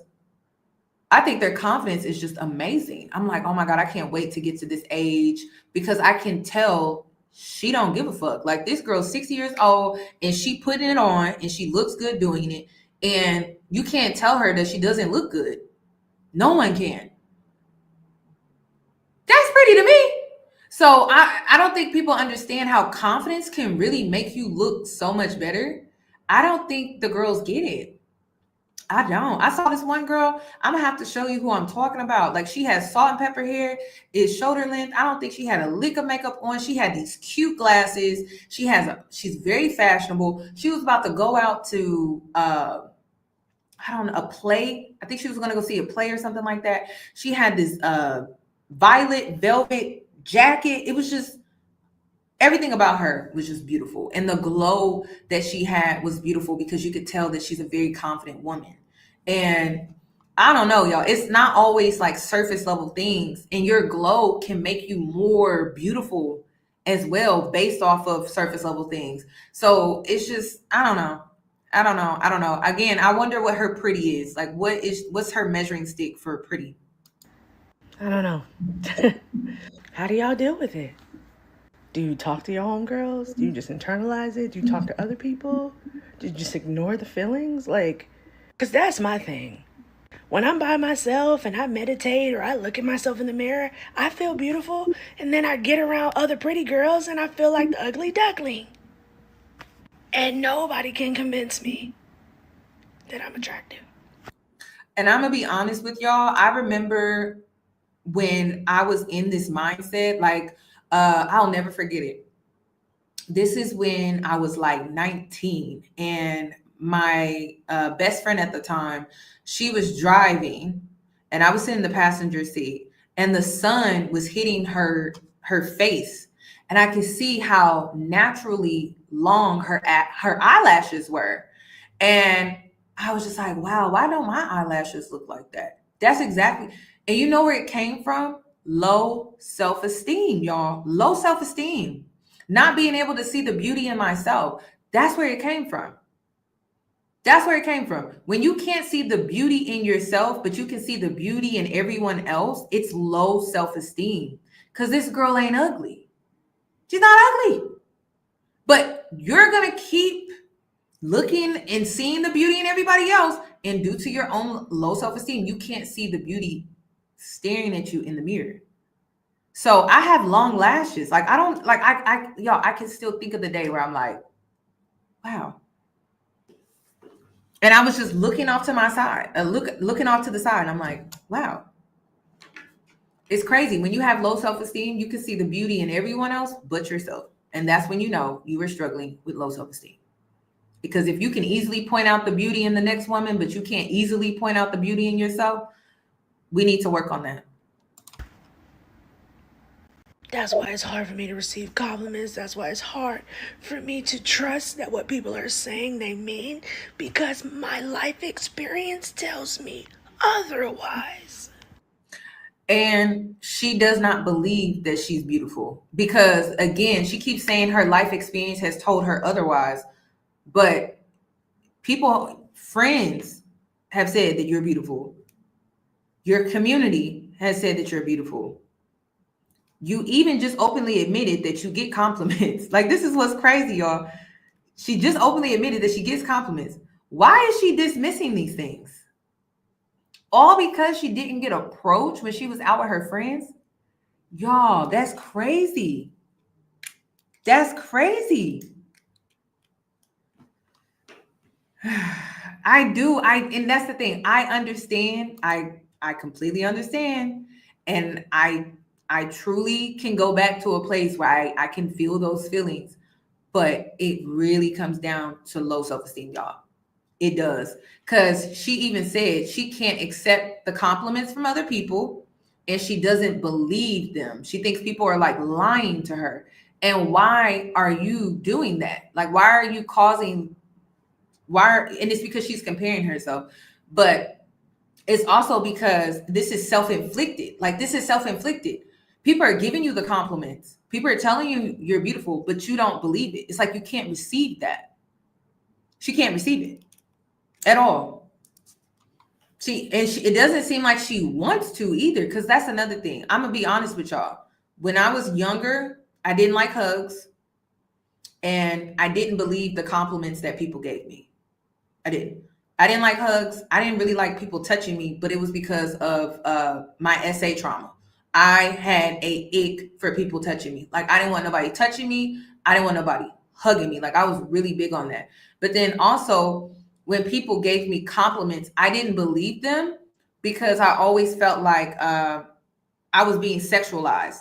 And I never trusted the compliments that I got because I was being sexualized. So when it got to a point where I had built a strong armor around myself, where I would protect myself emotionally so I wouldn't receive these compliments, because I felt like they were lying to me, honestly. And then I felt like I was protecting myself because I felt like I was being sexualized.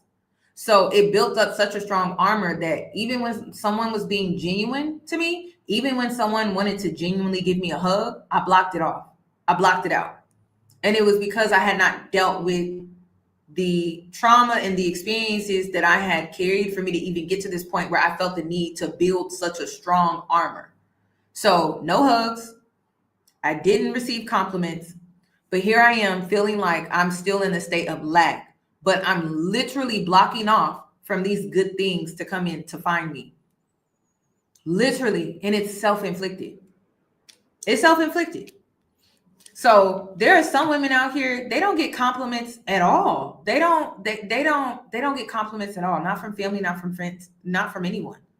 And she's getting them, but she doesn't even want, she's not even open to receiving them. And then that's another thing is that the issue when she's out and her friends are being approached over her?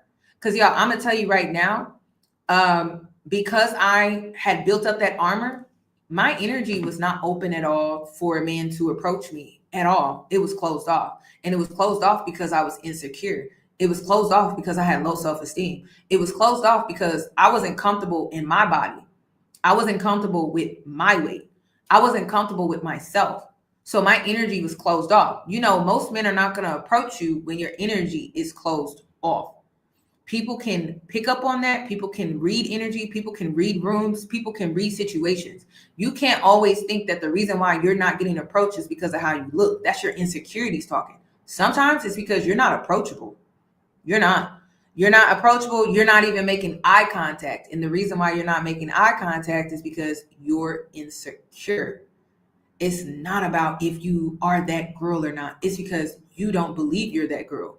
And so you're closing yourself off. Meanwhile, your friend, who probably gets attention just naturally, she's open all the time. Like, she's open to receiving. She's open to being approached. She's open to being talked to. And maybe you're not. That could be the reason. Because I had to rethink like some of my experiences. And this was me working on myself, working on my self-esteem, working on feeling good enough.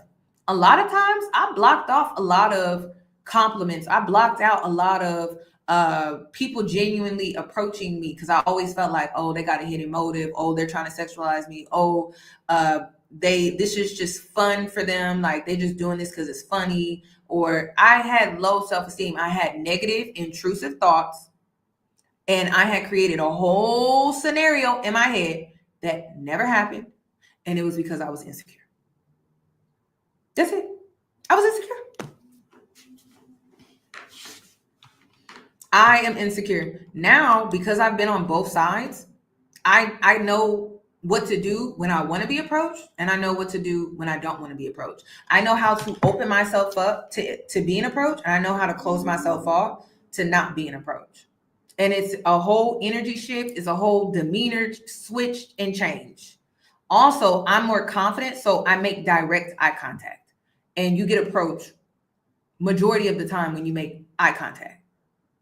So if you walking with your head down and you're not walking with your head held up with your shoulders pulled back, do you look approachable? You look approachable now. But if you got your head down and you doing it, you look closed off. Your energy looks closed off. You don't look like you want to be talked to or you want to be approached. And then have you ever thought that maybe you're intimidating?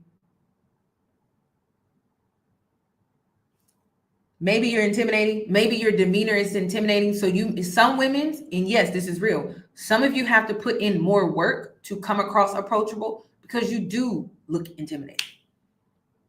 You do. And then you have to also understand the other side. The other side is men get nervous too. Like, you're not the only nervous. And see, this is how I know some of you are so in your head, you're not even thinking how, okay, that person could just be nervous and not want to approach me. Why am I making it about me? It could be them. It could be. It's not always, it's not always I'm not good enough or I'm not pretty enough. It could be that they're nervous. I've seen that too. So keep that in mind. Some of you are gonna, and I'm one of those women. Like, I'm one of those women that have to put in more effort to be approachable because naturally I'm intimidating as hell. I already know. And so sometimes it's self-awareness. Self-awareness may be why you're not getting approached too. Okay. Self-awareness could be what is keeping you from being approached. And then facial, y'all, and I'm big on this too, because I have the resting bitch face really, really bad. I think I'm smiling, but I'm not. I'm thinking I look friendly, but I don't. So you're going to have to work on these things too. Like, it could be a combination of things, y'all. It really can. But one thing that I noticed, I became more approachable, not skinny, not smaller. I noticed I became more approachable the more I worked on my self-esteem. I noticed men started to approach me the more I worked on my self-esteem and my confidence. That's what I noticed. Thank you so much. Thank you, T. I noticed that. It was not the weight loss. It wasn't, because I went through different phases in my journey, and I could say when I was happier, men approached me. When I was in good, upbeat spirits, men approached me more. When I was being optimistic, being lighthearted, men approached me more. Sometimes it's just you. It don't have nothing to do with what you got on, what you look like. Because one thing that I notice about personable people, they like to talk. So this is how I'll tell you if it's truly your energy or not. This is how I'll tell you. Do people just want to talk to you? That's what I want to know. Do people just come up and just want to have a conversation with you? If not, that's how you know. I don't care where you are. Even do other women want to talk to you? And I'm talking about complete strangers. Do they want to come up to you and see what you're about, get to know you at all? If not, it's not your appearance, it's your energy. You're not inviting, you're not welcoming, you're not open to being talked to. And it could be because you're traumatized. Like, I'm just being honest. It could be because you're traumatized and you have some trauma from your past. But that's how you can tell. If women don't even want to come, because girls didn't even want to, like, even when I was in that energy in my life, women didn't really talk to me like that either. It wasn't just men. And see, we focus on this, but we don't focus on that. So if women are not even talking to you, you got your answer. It's your energy, sis. Because once you make that energy shift, you'll start getting approached by all type of people. All type of people. They will see your light. They'll see your personality. They'll see how vibrant you are in your energy. Some people just like connecting to people like that. And it's not always they are asking for your number. No, they I don't know. They just look at you and they're like, she seems interesting. Like, I wonder, and they'll just spark up a conversation with you. So keep that in mind. Traveling, going to the gym, taking a walk outside. Even in my building, like if I'm in the elevator, do people say good morning? Like, that's how you'll know if your energy is open or closed off. I'm being so for real, y'all. Because now I'm like, how do I turn this? I had to learn how to turn it off. Like, at first, I had to learn how to turn it on. Then I had to learn how to turn it off, because then it was like everybody and their mama wanted to talk to me. And I'm like, wait a minute. This is not what I asked for. So I had to find that balance. Then I had to learn more about myself, like from an energetic place. Like, all right, today, do we want to be talked to? No, close off your energy. Oh, you know what? I'm cool. Like whenever I feel drained, I close myself off. Whenever I'm like well recharged, then I open myself up. It just depends on how I'm feeling within myself. But think about these things. And then because there was a girl in the chat that said that she's autistic. I feel like the best advice I can give you if you are autistic, because I know like some of you naturally are not able to pick up on social cues and things like that. You're going to have to practice. Like you're going to have to put yourself out there to practice. And it's something I had to do with social anxiety, because I have social anxiety, and I noticed that the more I put myself out there, the more comfortable I became, the more I was able to learn social cues as well as someone that has social anxiety. And I had to learn these social cues because when I was younger, I was sheltered, and I had to learn the social cues because when I was younger, I was closed off to being in social settings. So I was ignorant to operating and learning. I had to learn social cues and things like that. So the best advice I can give you is you're going to have to put yourself in those environments for you to learn more about yourself, learn about different social cues and things like that, for you to become more confident in socializing and putting yourself out there. And it's going to take time. I started doing this back in 2017, 2018, when I was really working on my social anxiety, which required me to go out more. So I had to go out more. And I remember when I first started going out more, y'all, oh my God. I think I was smoking marijuana. Yeah, I was smoking marijuana before I would go out to socialize because I was so nervous. Oh my God. If Taj, if you are in here, one time, okay, so me and Taj went to this. This is when I lived back home in my hometown. Me and Taj went to this, and listen, don't use marijuana if your thoughts get louder. See, when I use marijuana, my thoughts, they don't get louder. They turn off. Okay, they turn off. But if marijuana makes your thoughts get louder, sis, absolutely not. Like you're one of those people where you don't need to smoke at all. Okay, but Taj, if you are watching this, when I went to, me and her went to this, what was it? It was a, oh my God, what is it called when the people model? Why am I having a blank moment? They was modeling, y'all. What are those things called? Modeling show? It was a fashion show. It was a fashion show, y'all. No, it was a fashion show. It was a fashion show. So I was I couldn't at the time, y'all. I had too much social anxiety to ever participate in a runway. I was asked and I declined. So I went to the fashion show to show my support because I felt bad that I didn't participate. So I went and I couldn't do it. Like I could not do it. So I met up with Taj and we just bumped into each other. And she was there, and I think she was there by herself. And so me and her linked up, went to the bathroom. She had some marijuana on her. We was in the bathroom, and then we left the bathroom. Then we came out, and I was like, okay, I can do this. Like it took time. So now I don't feel like I need to use any substances, like no alcohol, no nothing. Like I can go out and socialize with nothing. But when I first started, girl, it's some intrusive thoughts. Like you have to train yourself to get out of your head. That's what it is. That is what is causing the social anxiety is you're up here more than you're in the present moment. Yep. You're overthinking up here more than you're enjoying the moment. You are allowing your thoughts to get the best of you while you're trying to socialize with other people. And that is what is causing you to feel weird or uncomfortable in social settings.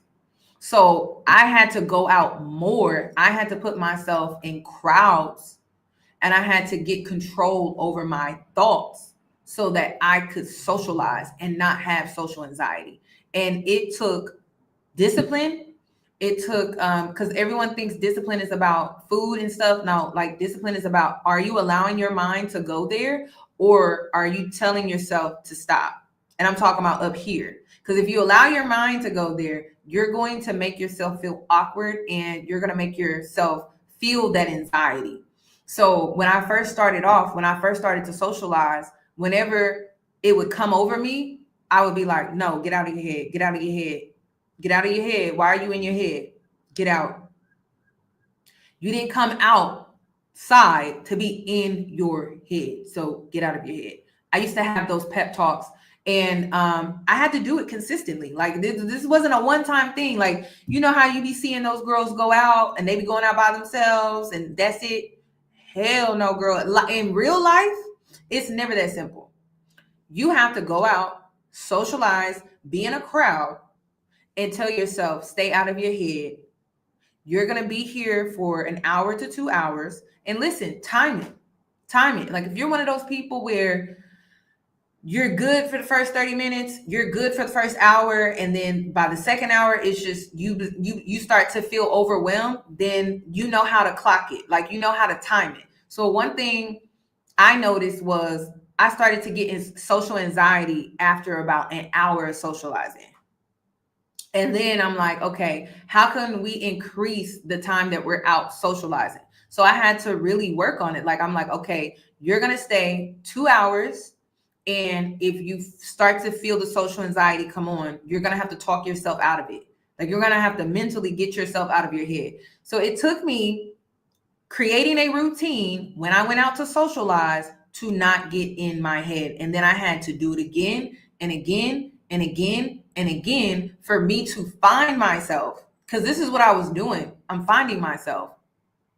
I've never been the type of person that went out and socialized. So I had to find myself and find who I was while socializing, because that wasn't an experience that I had. I just avoided, social spaces and social gatherings and social crowds because I didn't like it. And it's so crazy because I used to play sports, but I don't know if it was like my adrenaline, or me focusing on the game, that I never had social anxiety when I played sports. But for whatever reason, those more intimate settings where it's like you're standing in a circle and like people are talking and stuff. Oh my gosh, y'all. Like when I tell you, that would make me so uncomfortable. I'm like, then if the conversation is not engaging, then I would get in my head, y'all, and I would just live there. And then I would become awkward because I ain't heard nothing that they just said. And it just made me feel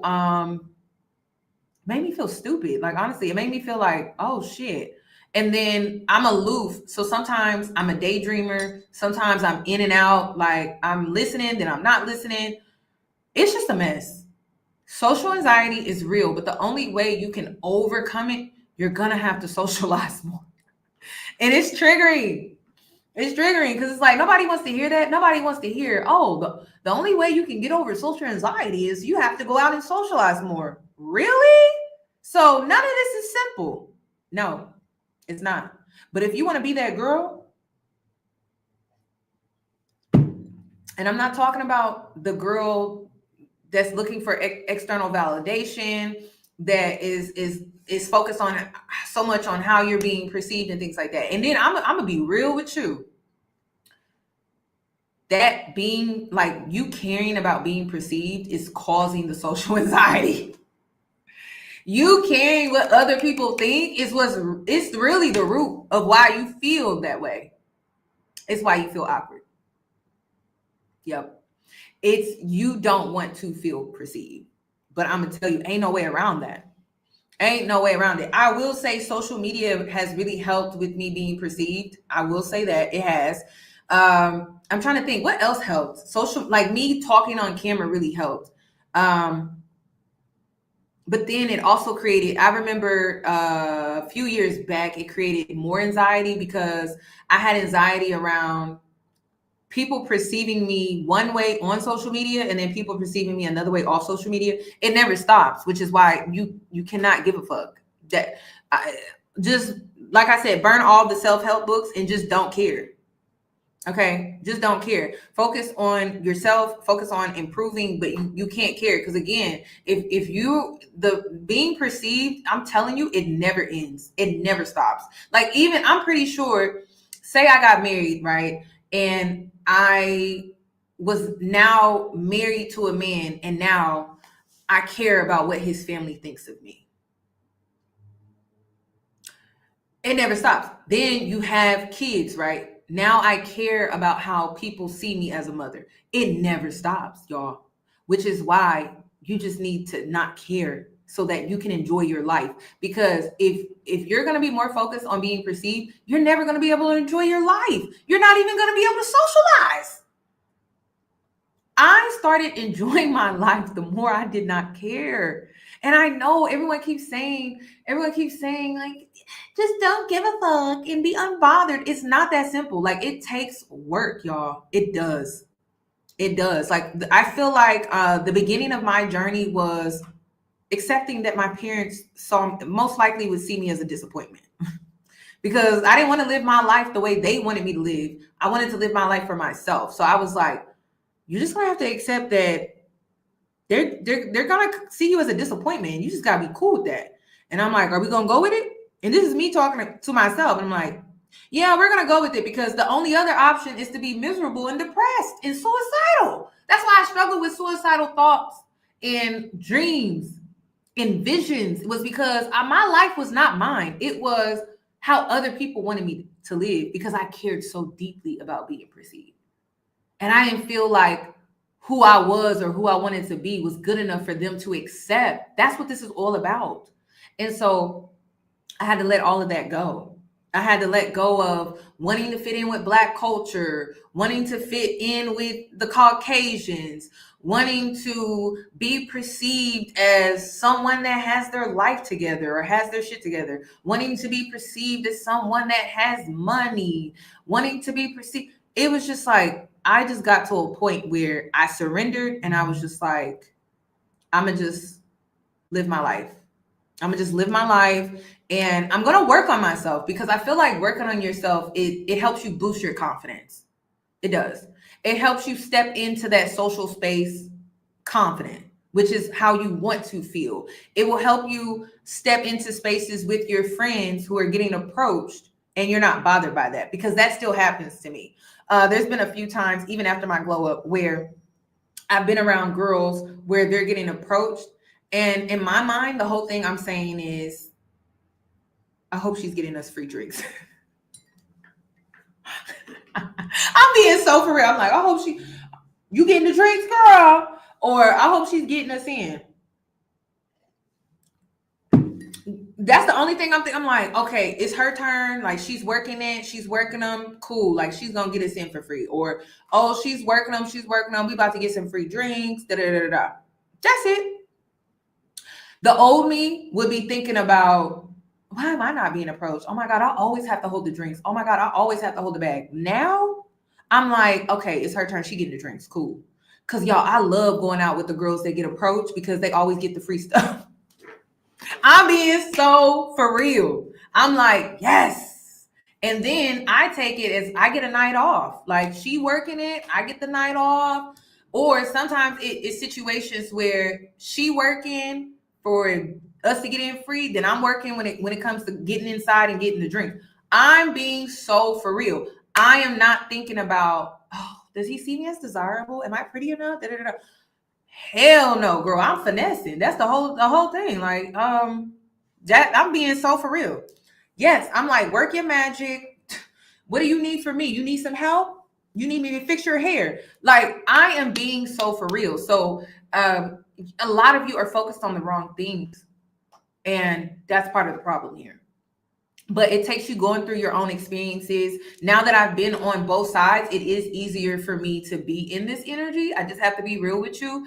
But the more you start to work on yourself, you'll start to see the other side. Like, you'll start to understand the other vantage point or the other perspective or another woman's experience and not compare yourself like you're in lack. It's just that you have a different experienced in her. That's really it. And a lot of times, y'all, I just got to be honest. I don't feel like you're really missing out on anything. I don't. I noticed after my glow up that people go out of their way to humble me. Like as if I don't come from humbling beginnings, as if they didn't see me struggle, as if they didn't see my life was a mess at one, like my life was a mess and I was an open book. If you go back and you watch those videos, I was such an open book. So like now that I'm like in a really good place, it's like now people want to come out of the woodworks. People that I didn't even think were paying me any attention or any mind at all, feel the need to just come in and humble me. And I'm like, did you not see the hell I just came out of? Y'all, I'm for real. So the fight or the battle, like being perceived, y'all, it never stops.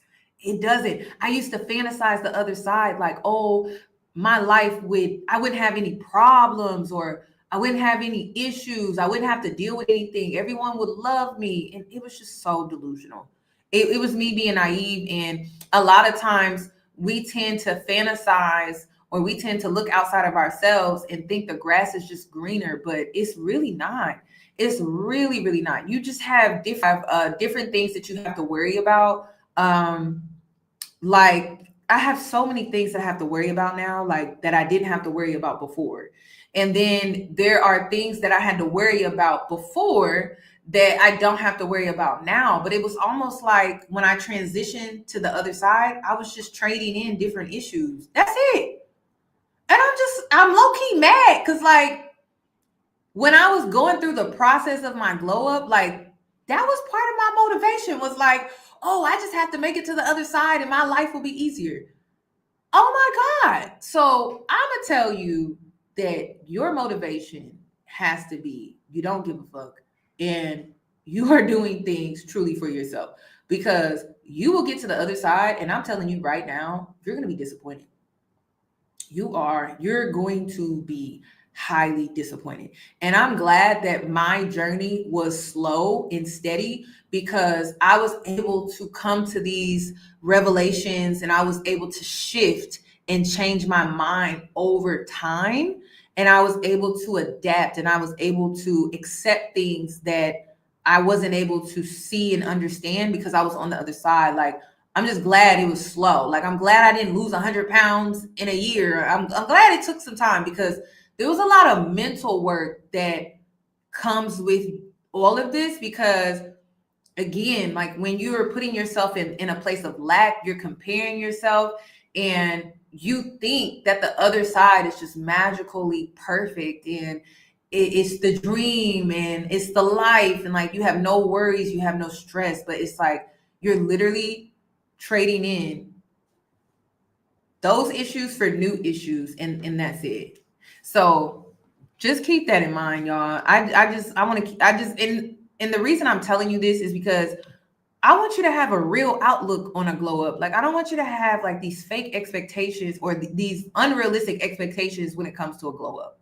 Like, I really don't. You can't make it about your outer appearance. You got to make it about the inner and the inner development that is necessary for you to truly be happy when all of this is said and done. Because improvement is great. Improvement is great, but like, you can make all of these improvements and still not be happy. You can lose the weight and still not be satisfied. You can do all the things that you feel you need to do and still not think it's enough. Because remember, this live is all about, oh, I'm not good enough. Because it starts within. It will always start within. And I'm telling you right now, when you compare, it's like a thief of joy. When you compare, it's like a thief of happiness. When you compare, you can't even see your blessings. When you compare, you can't even be grateful, because if you were grateful for what you have and the things that you have going on for yourself, you wouldn't be looking at other people. You'd be too focused on, oh my God, I'm so grateful for this. I'm so grateful for that. I'm so grateful for da da da da. I still remember when I lived in my first apartment and it was dark. So every time I wake up in this apartment, I'm just like, oh my God, thank God for the sun. And I know that sounds crazy, but it's like, thank God for the sun, because I remember when it was dark. And I remember how that used to influence, or that used to really mess with my mental health. And it's like, thank God for the sun. Seriously, like, thank God for the sun. Like, I'm able to just wake up in the morning and the sun is just hitting my face.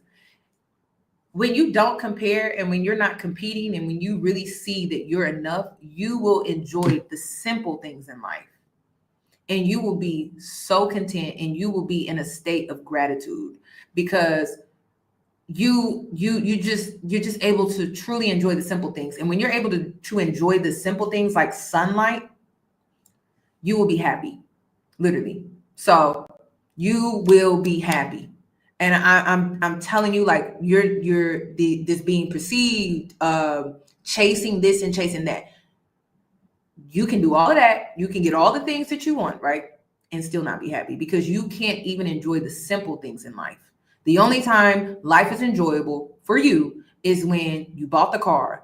It's when you got your hair done. It's when you got your nails done. It's when you took that trip, and then you have to come back to your regular life and be miserable in it. So if you want to know the secret to living a life that you don't need a vacation from, is being content.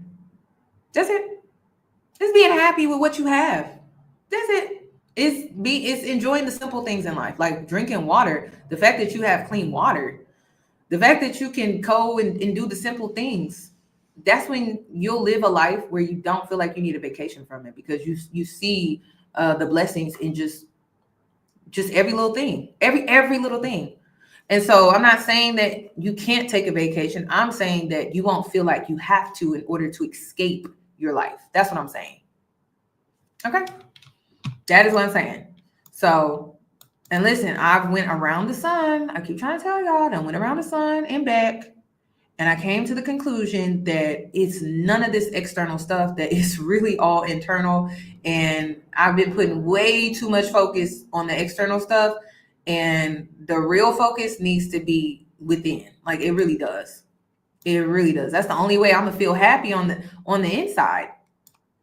This may be hard to hear, but I'm gonna say it. You will encounter some people in this life who you will never be enough for. No matter how good you are, no matter how loving you are, no matter how intentional you are. You can't keep running yourself ragged in hopes that one day you will be enough. You not being for everybody is the blessing. So part of the issue with some of you just not stepping into this I don't give a fuck energy is because you can't get over how some people will never accept you. Some people will never see you as good enough. Some people will always take issue with you. That's what's keeping you from really stepping into I don't give a fuck energy. Is because you can't get over accepting that some people will never. You could be Miss Perfect. You could do everything. You could tap dance for them. You could do everything that they deem as acceptable or worthy. You got to be okay with not being enough to some people. Just not being good enough. Like, you got to be okay with that. And it doesn't, and listen, it should not take a hit at your self-esteem at all. It shouldn't. Like, some people are just not for you. Like, when people come into my space on YouTube and they're like, I'm unsubscribing, I really don't like her. I'm like, girl, and why do you think I give a fuck? For real. I don't even know who you are. And then you don't know me. So you don't like me from surface level things. How could I ever care about that? And that's the thing. It's like, sometimes people who really don't like you, they don't have a real reason. They're making these judgments from a surface level place. And then they're coming to a conclusion about who you are. And then they don't like it. That's delusional. That's delusional. In order for me to really, truly say I don't like somebody, I got to get to know them first. That's number one. It can't be through surface level things like opinions, point of views, because that's part of their authenticity.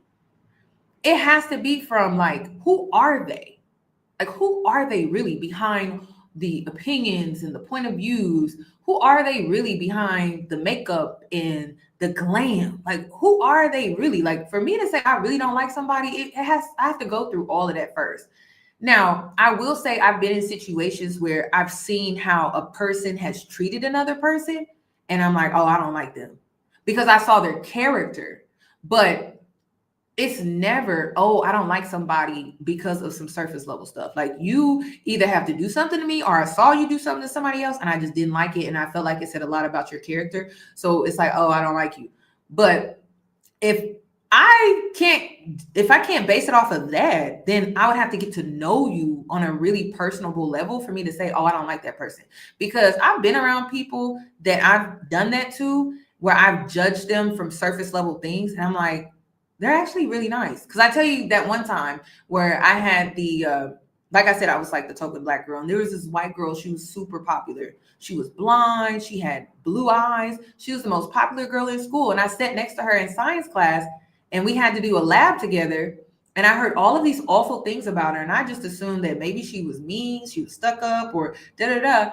And I'm like, this girl is really nice. She was so nice to me. She would literally be the sweetest person to me. Like, honestly, when I think of the person that was the nicest to me in high school, she's like at the very top of the list.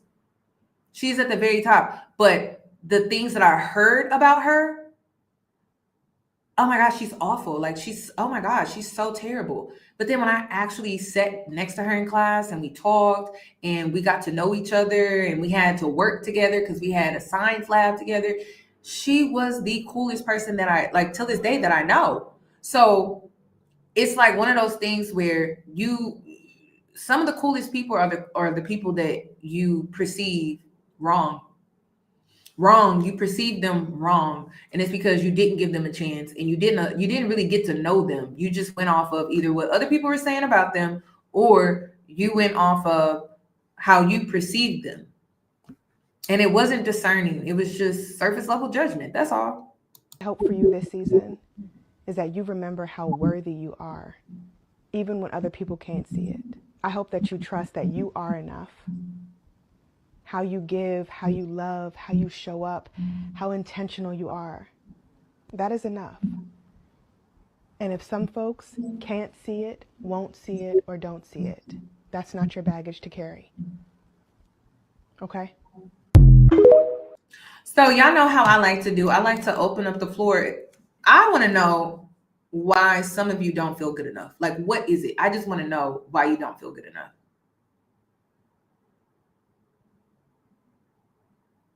Because I could be transparent with you and say, I could give you a list of reasons why I used to feel that way. I'm going to start with the educational system. I never talk about this on my platform. Well, I have, but like, I don't talk about it that much. I have a speech impediment. I've always had it. I stutter, I repeat myself, and sometimes I pronounce words incorrectly. Sometimes it's because I'm talking too fast, but sometimes it's because I didn't even catch that I pronounced the word incorrectly because I have a speech impediment. And yes, I never talk about this. And when I was younger, learning was so challenging for me because I didn't learn like other students. Like, I didn't learn how other students learn. So I remember I just found out my mother, she would take me to this learning center when I think I was like, I had to be in middle school. And she was seeing that I was like, teachers were telling her she's behind. Like, teachers were always concerned about me. And so my mom, she would get me the help that I needed. So she took me to this learning center in Kansas, and it was very expensive. I just found out this year that when my mom left me with the lady that was teaching me, she was cleaning the bathrooms in the learning center. Y'all, when I tell you I was bawling my eyes out because, oh, I'm getting emotional. I never knew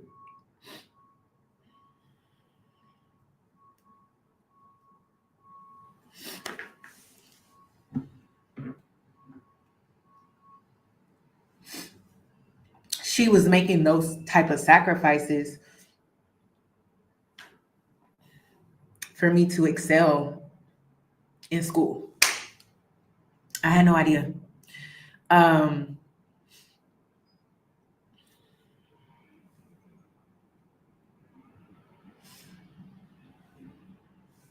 And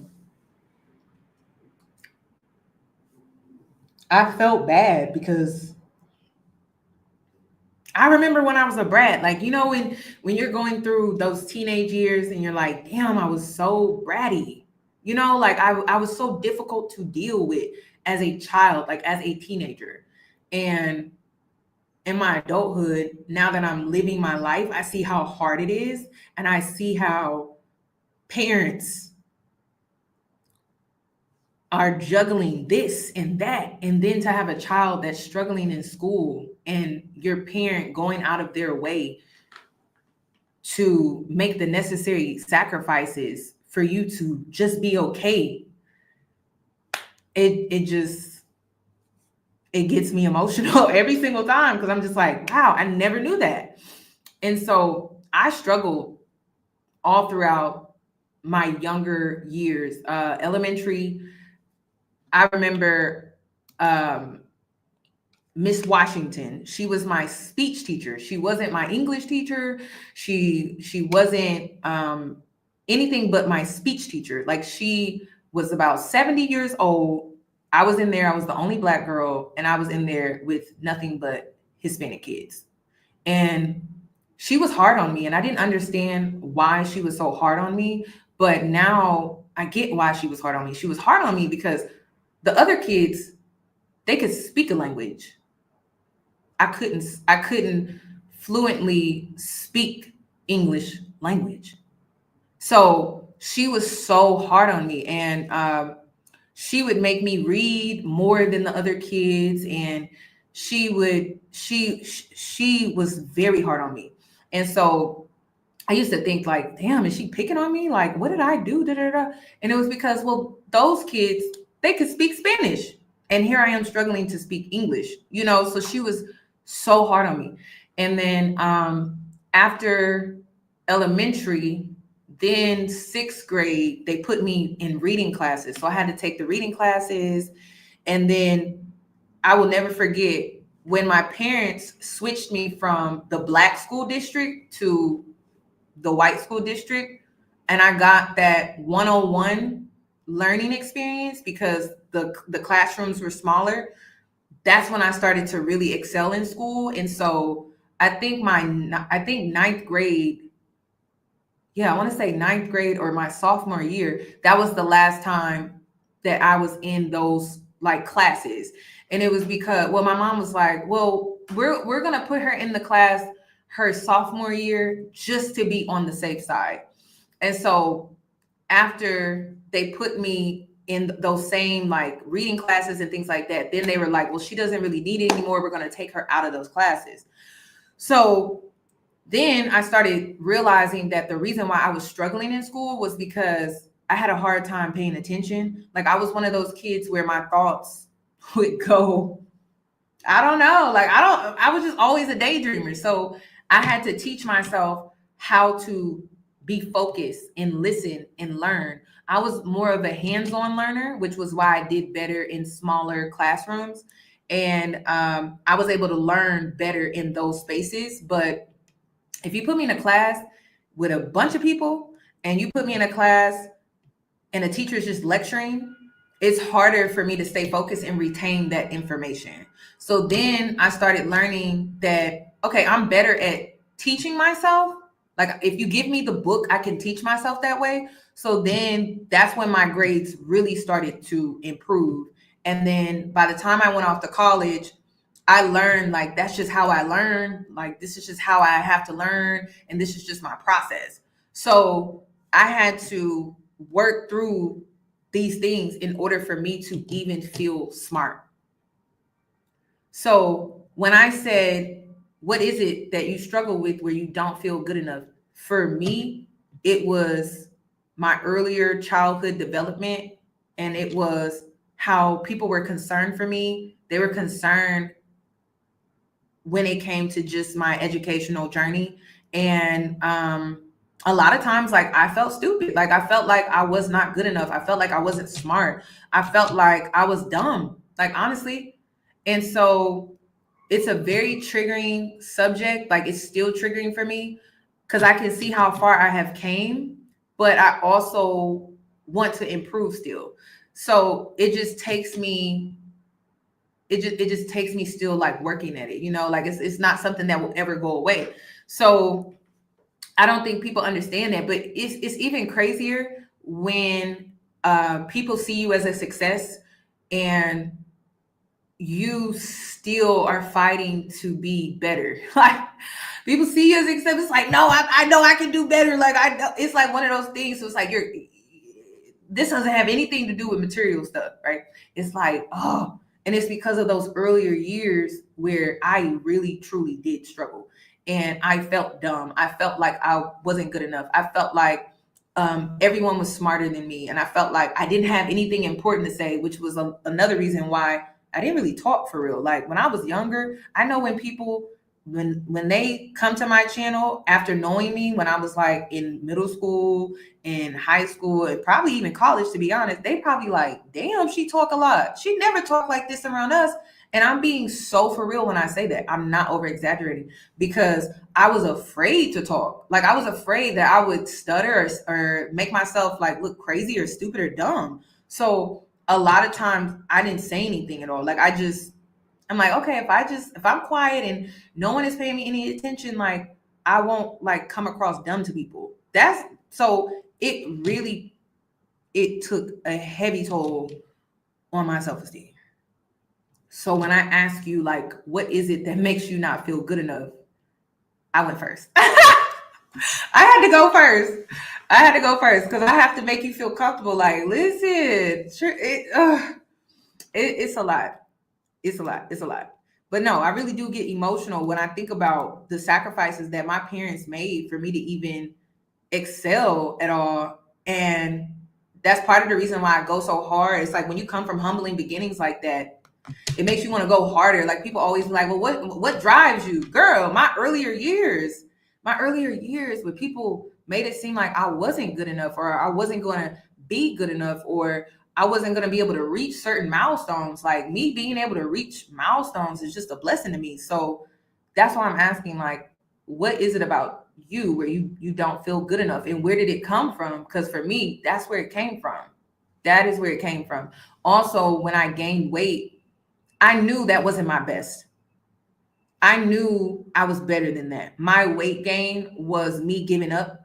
I gave up on life, honestly. I was suicidal, so I just gave up on life, and I knew that I was better than that. And I had to get out of that mindset that I wasn't good enough in order for me to pull myself out of that. So that's why I was able to give you the opinion, because this is all about opinions and stuff, but I was able to give you like the opinion, like, that's the reason that you don't feel good enough, is because, well, you don't think you can actually come up from this. You have to believe that you're better. You do.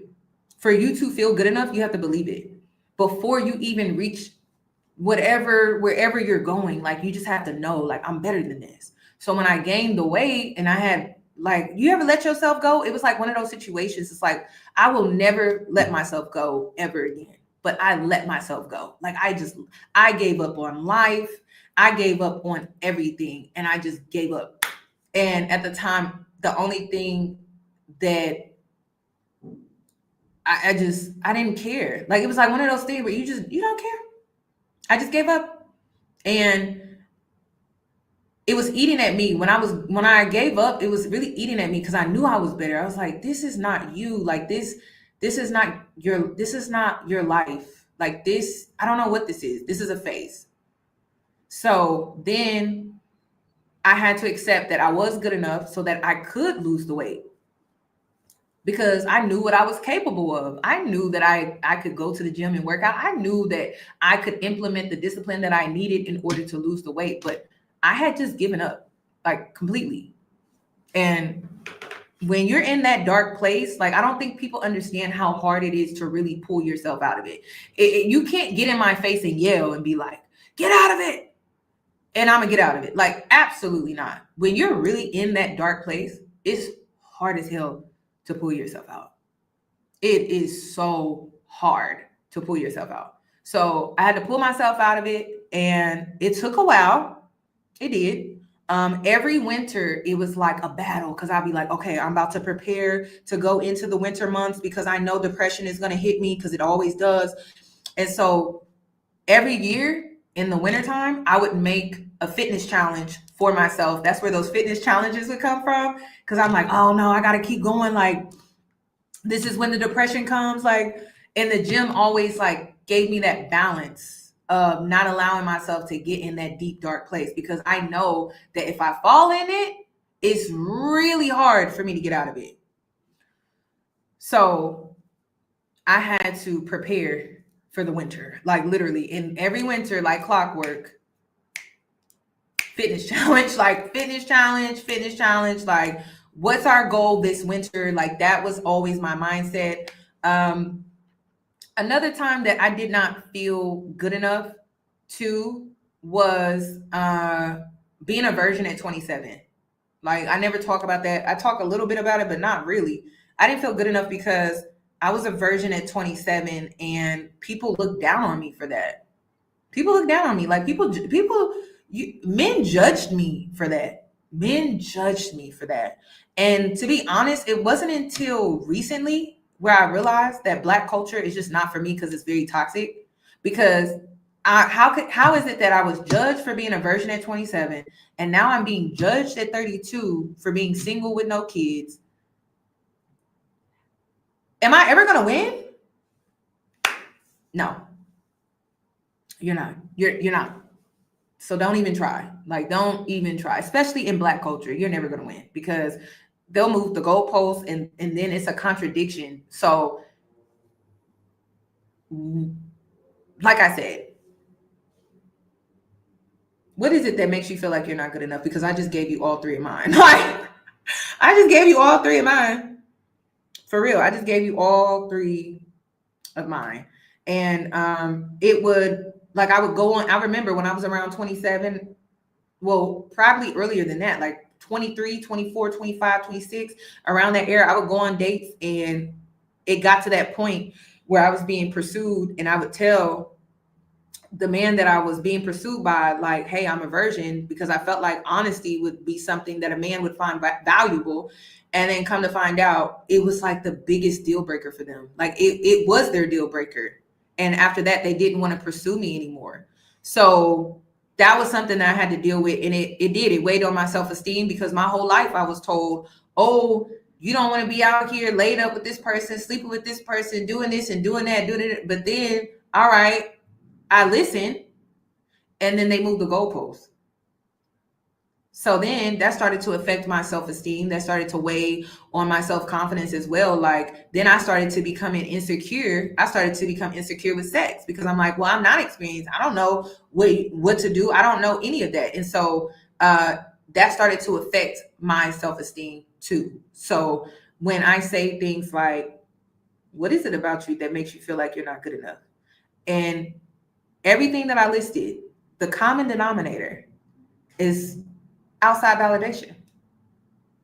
That's what I was searching for. I was wanting to be validated by the educational system. I wanted to be validated by teachers. I wanted them to say, you're good enough. You're smart. You can do this. Then with weight loss, I wanted people to see me regardless of my weight. I wanted people to see the value in me regardless of what I look like on the outside. And they didn't. So now people are able to see me better, I guess, but not really, because like I said, the other side is you're just trading in issues. But again, it comes down to external validation. Then the last thing is the virginity thing. Again, I can relate to the girl that said that her friends get approached. And like I said, it comes down to you being desired by the opposite sex. That is what is making or breaking whether or not she feels like she's beautiful. But I could have said the same thing when it came to my virginity. Am I worthy enough? Because I'm a virgin, I'm not being picked, I'm not being chosen. Am I worthy enough? So again, what is it about you that makes you feel like you're not good enough? And is it coming from external validation? Because I'm going to tell you right now, you're going to be disappointed. Okay? You're going to be disappointed because now that I've had sex, it just comes with so many issues.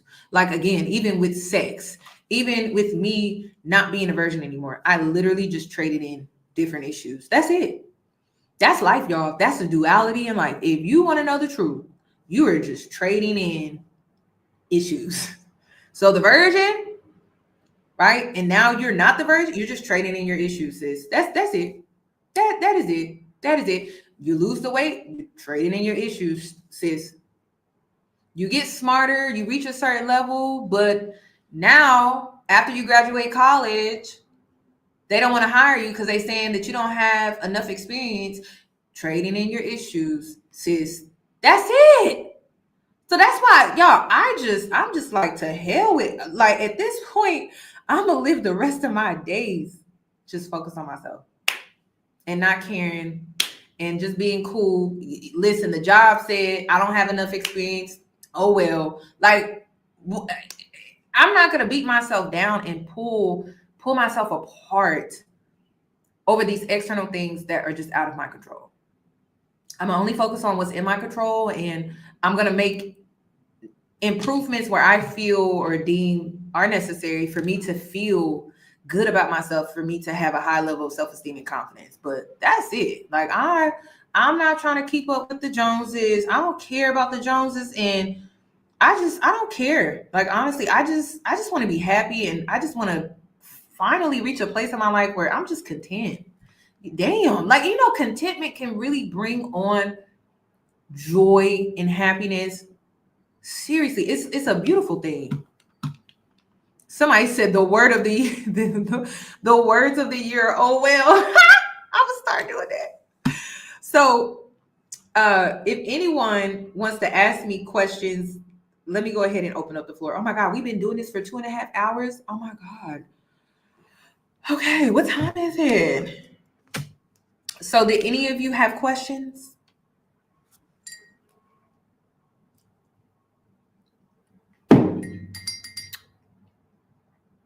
Yeah, I can't worry about nobody outside of myself. It ain't even men. I can't worry about nobody outside of myself. I'm not about to drive myself insane. Like, seriously.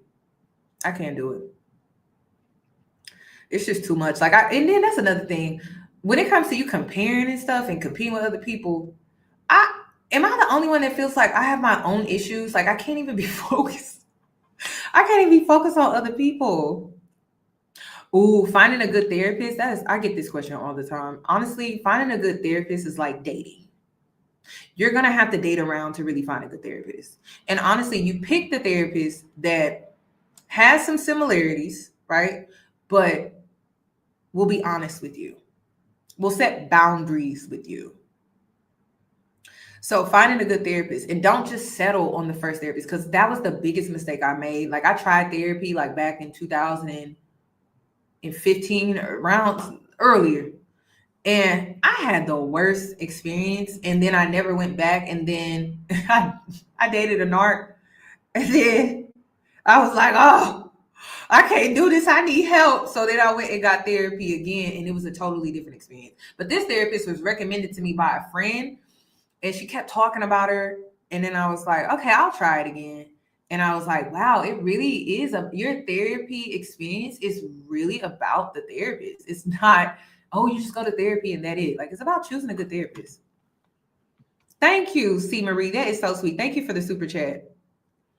And then sometimes the people in your network, because somebody was like, I'm very happy with my insurance and therapist. Sometimes the therapists in your network are not the best, because I had to go outside of my network with my insurance for me to find a therapist that I liked, which was more expensive, but it was worth the money. It was actually worth the money. So that's the best advice I can give you on that one. But shop around, date around. Oh, I love this question. Best advice on building discipline in all areas of life.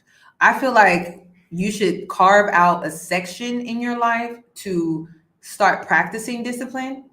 And then I would pick the biggest thing that you struggle with. It could be an addiction, it could be a bad habit, it could be whatever it is. Discipline yourself in that area, and you'll see how that discipline will start to bleed into other areas of your life. Seriously, pick the biggest thing that you struggle with and discipline yourself in that area. Start there. You got to start off small, okay? Because y'all know how I feel. I'm not the girl that's going to tell you, oh yeah, you want to lose weight? Just go to Whole Foods and fill up your refrigerator with all the healthy stuff, and then just go home and cook it. You're not gonna live that life. You may do well for a week, but then after that week, you're gonna fall off. You have to be realistic. And everything that you do, when you're trying to improve your life, you have to be realistic with yourself. And if you know this is something you're struggling with, you gotta be realistic about the approach. So carve out that one thing that you struggle with, focus on that one thing, then you'll be able to master the other areas in your life. Because think about it. If you're conquering the one thing that you struggle with, and it's the worst, like it's like the biggest thing that you struggle with, all that other stuff is gonna be so lightweight. Like seriously, it's gonna be so low. It's gonna be so lightweight. Like you're gonna be like, it's gonna be lightweight. So focus on that one thing that you just struggle with the most. How do you energetically open and close off your energy on command? I feel like it's mental. But then also it's self-awareness too. So first of all, is your energy matching how you feel? Because that is huge, which is why I said you need to work on your self-esteem and your self-confidence, because typically when you're more confident, you'll know how to operate in a certain way in certain spaces that benefit you the most. So once I developed better self-esteem and self-confidence, I also developed better self-awareness. So I knew how to close myself off and how to open up myself. And it's through your experiences. So it's something that you're just going to have to kind of play with a little bit for you to really figure out like what works for you, because you want it to be authentic and true to yourself. So number one thing too is my energy. I know when I want to be talked to and I know when I don't want to be talked to. So let's start with that. Sometimes you force yourself to go out and do things and you're not really open to it. You're not being optimistic. So work on that first. And then you already know how to be closed off, because typically this conversation is about how do you open yourself up, right? So you know how to close yourself off. You know how to just not care about your facial expressions. But when you're trying to open yourself up, you care about your facial expressions. You're self-aware about, oh shoot, let me make sure I'm not coming across like, look at me. And if you're trying to open yourself up, sometimes you're the one that introduces yourself. Like, hey, my name is da-da-da. Or whenever I'm opening myself up, whenever I get in the elevator, I'm like, good morning, good afternoon. Hope you're having a nice day. You got to open yourself up. Also, work on your posture, because that's huge too. Sometimes we get on our phones. We're not, paying attention. We don't have our head held high. We don't even have the demeanor of someone that truly wants to be approached. So this is something you're going to have to work on. Listen, every time I watch Insecure, if you want to know how to do the work, watch Insecure in the scenes where Issa is in front of the mirror and she talking to herself and she's like practicing and stuff. That's what you need to do. You need to do some mirror work. You need to get in the mirror and you need to be like, okay, all right, when my face does this, okay, I look warm. I look more inviting when my face does this. I look mean, like I look uncomfortable. I look so unapproachable. Get in the mirror, y'all. Get in the mirror. Have you ever noticed like the most self-absorbed people are the most confident? It's because they be in the mirror all the time. They take photos all the time. Thank you for the super chats. They be doing all of that stuff all the time. Like the most conceited people are in the mirror all the time. You're not in the mirror enough, sis. Now, I'm not saying you got to be in the mirror all the time, but I'm saying like, why are you awkward in the mirror? Why are you not comfortable in the mirror? Because Issa was so comfortable that she was talking to herself in the mirror. So you need to get comfortable with being you need to get comfortable with seeing yourself, really. So you can do this with photos, and you don't have to post this to social media. Not everything is about social media. Do this for yourself. Take photos, take videos. This should never be an incident where somebody takes an off guard photo or video of you and you're like, oh my God, that's what I look like. You should know. That's how much time you need to be spending looking at yourself so that you can get comfortable in your skin. Seriously, YouTube and social media has helped me with this, which is why I'm able to tell you this. But I've taken it up a notch because I was working on my resting bitch face. I got that bad. So I had to get in the mirror like, what am I doing? Like, I'm too relaxed. That's what it is. I'm too relaxed when it comes to my facial features where it got me looking mean when I'm not trying to be. I'm not trying to come across mean at all. So you need to get in the mirror. You need to do some mirror work. And it's really, a lot of times the girls that really have that resting bitch face, it's because you're just too relaxed. You're too relaxed and to the point where you look mean. So you just gonna have to work on it. Okay. You just, and it's crazy, y'all, because get me a little liquor. Girl, give me a little liquor. Give me a little liquor, y'all. That's all. You can't even, I'm so happy. You can't even see my eyes. That's how I be looking, like, just happy as hell. And that's when everybody want to approach me because my energy is open because I'm just happy. I got a little liquor in me. I'm feeling myself. So, you know. Like, I don't know why I'm like that. I have no idea. I'm still trying to understand, like, why are you so, I don't get it. I don't get it. Don't give me a little liquor, y'all, because I'm going to be on 10. For real. I'm gonna be just happy as hell. That's what everybody want to talk to you. It's crazy. So you may be that type of girl, and you may need to compare sober me versus I've had a drink. Like, what's tea? What's tea? And you want to know what it is? Carelessness. You're careless. You're free. You're just you go where the wind goes. You're not like, oh, let me not do that. Oh, let me not do that. You're just Yep. Mm-hmm. So that's what it is. You're not, like, you're careless. Like, you're free. But how do you embody that and also be sober? That's what you need to work on. So let's unpack that. I would do it at home in the mirror. Like, you ever been at home in the mirror? You had a little drinky drink. You'd be like, oh, okay. And then you need to compare when you're sober and when you're more like comfortable and relaxed. Like, what is the difference? And you need to compare so then you can make those adjustments. I can't say what it is because everyone is going to be different. Everyone has a unique experience and you're authentic. So, like, I can't project on you what I did. But for me, I was more careless and free. Wasn't like overthinking. I wasn't in my head so much.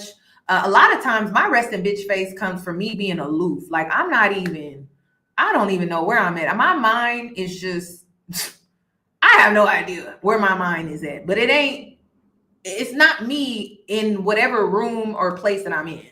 So that's part of the issue is I'm always thinking. It could be ADHD. So I'm not really self-aware, or I'm not really focused in on like how my facial expressions are coming across. So that could be it. You just have to like really, you got to just work at it. It's like something that you have to get familiar with within yourself. Ooh. How do you protect yourself from people who want too much of you when you're more open? Ooh, I know what you mean by that. Yeah, because, oh my God, y'all. If you're too open, people will drain your energy. You just have to know when to pull your energy back. So I'm going to assume good boundaries is necessary, but I also think it's not being overly friendly. When you're overly friendly, then people don't think you have boundaries. They just assume you don't have boundaries because you're too friendly. So it may be you being too friendly. Too friendly is too open. Okay? Too friendly is too open. So you may need to pull your energy back a little bit so you're not like overly friendly and then people think you're super open and then they just pass by all your boundaries. So that could be the issue Okay. Any other questions? Did I miss some questions? Let me go up to the top. I always answer this. Yanni, what made you stay a virgin? Did you have family support, protection, family example? I stayed a virgin because I didn't want to be a single mother. Yeah, I was scared to have sex. I didn't want to be a single mother. I keep telling y'all that. Partially because my dad had certain conversations with me. My mom had certain conversations with me. My parents lectured me a lot. So, but they would always lecture me in a fear-mongering way, which I didn't realize until I reached a certain age. So like, I was scared to have sex. Yeah, your parents ever scare you out of doing stuff? That's what my parents scared me out of having sex.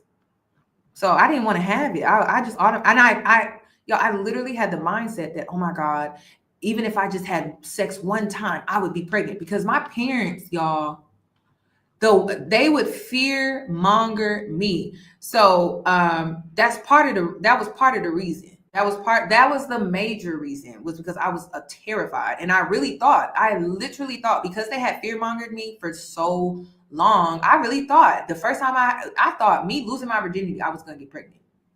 Seriously. So that was the reason why I didn't have sex for a very long time, because I just thought it would. And then I had a negative thought process too, because bad things always happen to me. Like, I had a victim mentality. So I was like, even if I would put myself out there to try, I would be pregnant on the first try.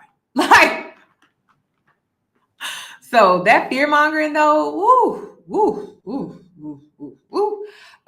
that's why at certain conversations I can't have with my parents. Like, I don't talk to them about politics. I don't talk to them about the economy. There's just certain conversations with my parents I avoid. Like, I don't talk to them about the recalls. I don't talk to them about anything, because y'all, they sit up, they watch CNN. You know, they the baby boomers. So they think everything bad, everything dangerous. My mom, she don't want me to solo travel. My dad is like, you better not solo travel. Like, it's just a mess. So even with me solo traveling, like me trying to break free from the fear mongering, like I have to go against them, like saying something bad gonna happen. Like, seriously, they think me going on a trip one little time, they like, something bad gonna happen. You don't want to do that. Like, yeah, my dad will even send me articles of girls going missing in foreign countries. Like, see, this is why I be like, oh my God. So when I say that the reason why I waited to have sex was because my parents fear mongered me, that's what I mean. That's what I mean. Because they do that. Yes, I will be opening mentor spots in 2025 for sure. Ooh, I moved to Houston last year, and I've been really struggling with making friends and everything. Although I did finally get my first apartment at 28, I feel so lost. I don't even have a question. Listen, when you move to a new city, you have to give it time. Me and the friends that I have created, the interesting thing about all of us is that we moved to Houston for a new start. And so we're all single. There's one girl that has a kid, but like the girl, her child is grown. Like, her child graduated college recently. So we all came here to start a new beginning. And I didn't start making connections until like 2.5 years in. And it was because it takes time. Like, it really does. I think, and the reason why I say that is because the girls that I became friends with, we all agreed, like, oh, you got to give Houston like 2.5 years for you to really bump into the people that is really for you. And you have to get out the house. You have to go to events and things like that. It's crazy because my friend, me and her were talking about doing a video where we talk about our experience moving to a new city and creating relationships and things like that. Whenever I see girls on TikTok that are talking about how, oh, I haven't made any friends, and they be like, I moved here 6 months ago. I'm like, girl, 6 months ago?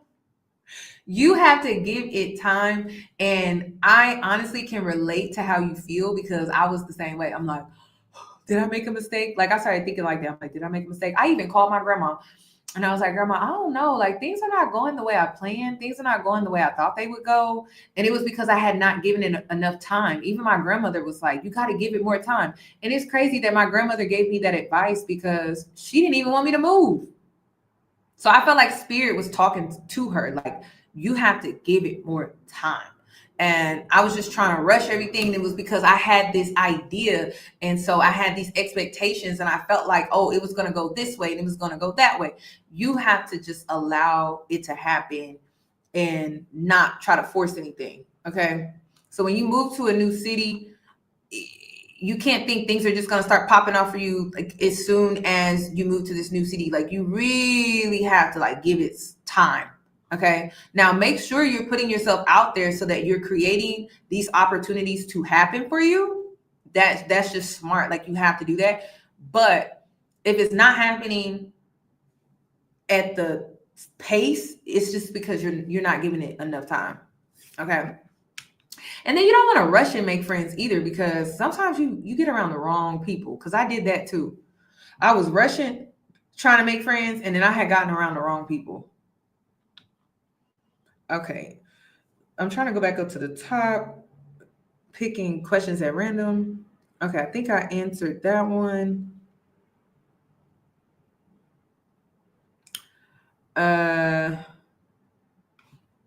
Oh, okay, I'm sorry. How did I miss that? Because I love talking about, I must have just put it on the screen and didn't read it yet. Okay. The gratitude letter. So I haven't talked about this publicly. So this is information that is on my Patreon, but I never talk about it publicly because I just don't like, I'm not trying to persuade people to leave their religions. I'm not, or to leave Christianity, because really it's Christianity. I grew up Christian, and I understand that people they are at different points in their journeys. And so I'm not here to take people away from their faith.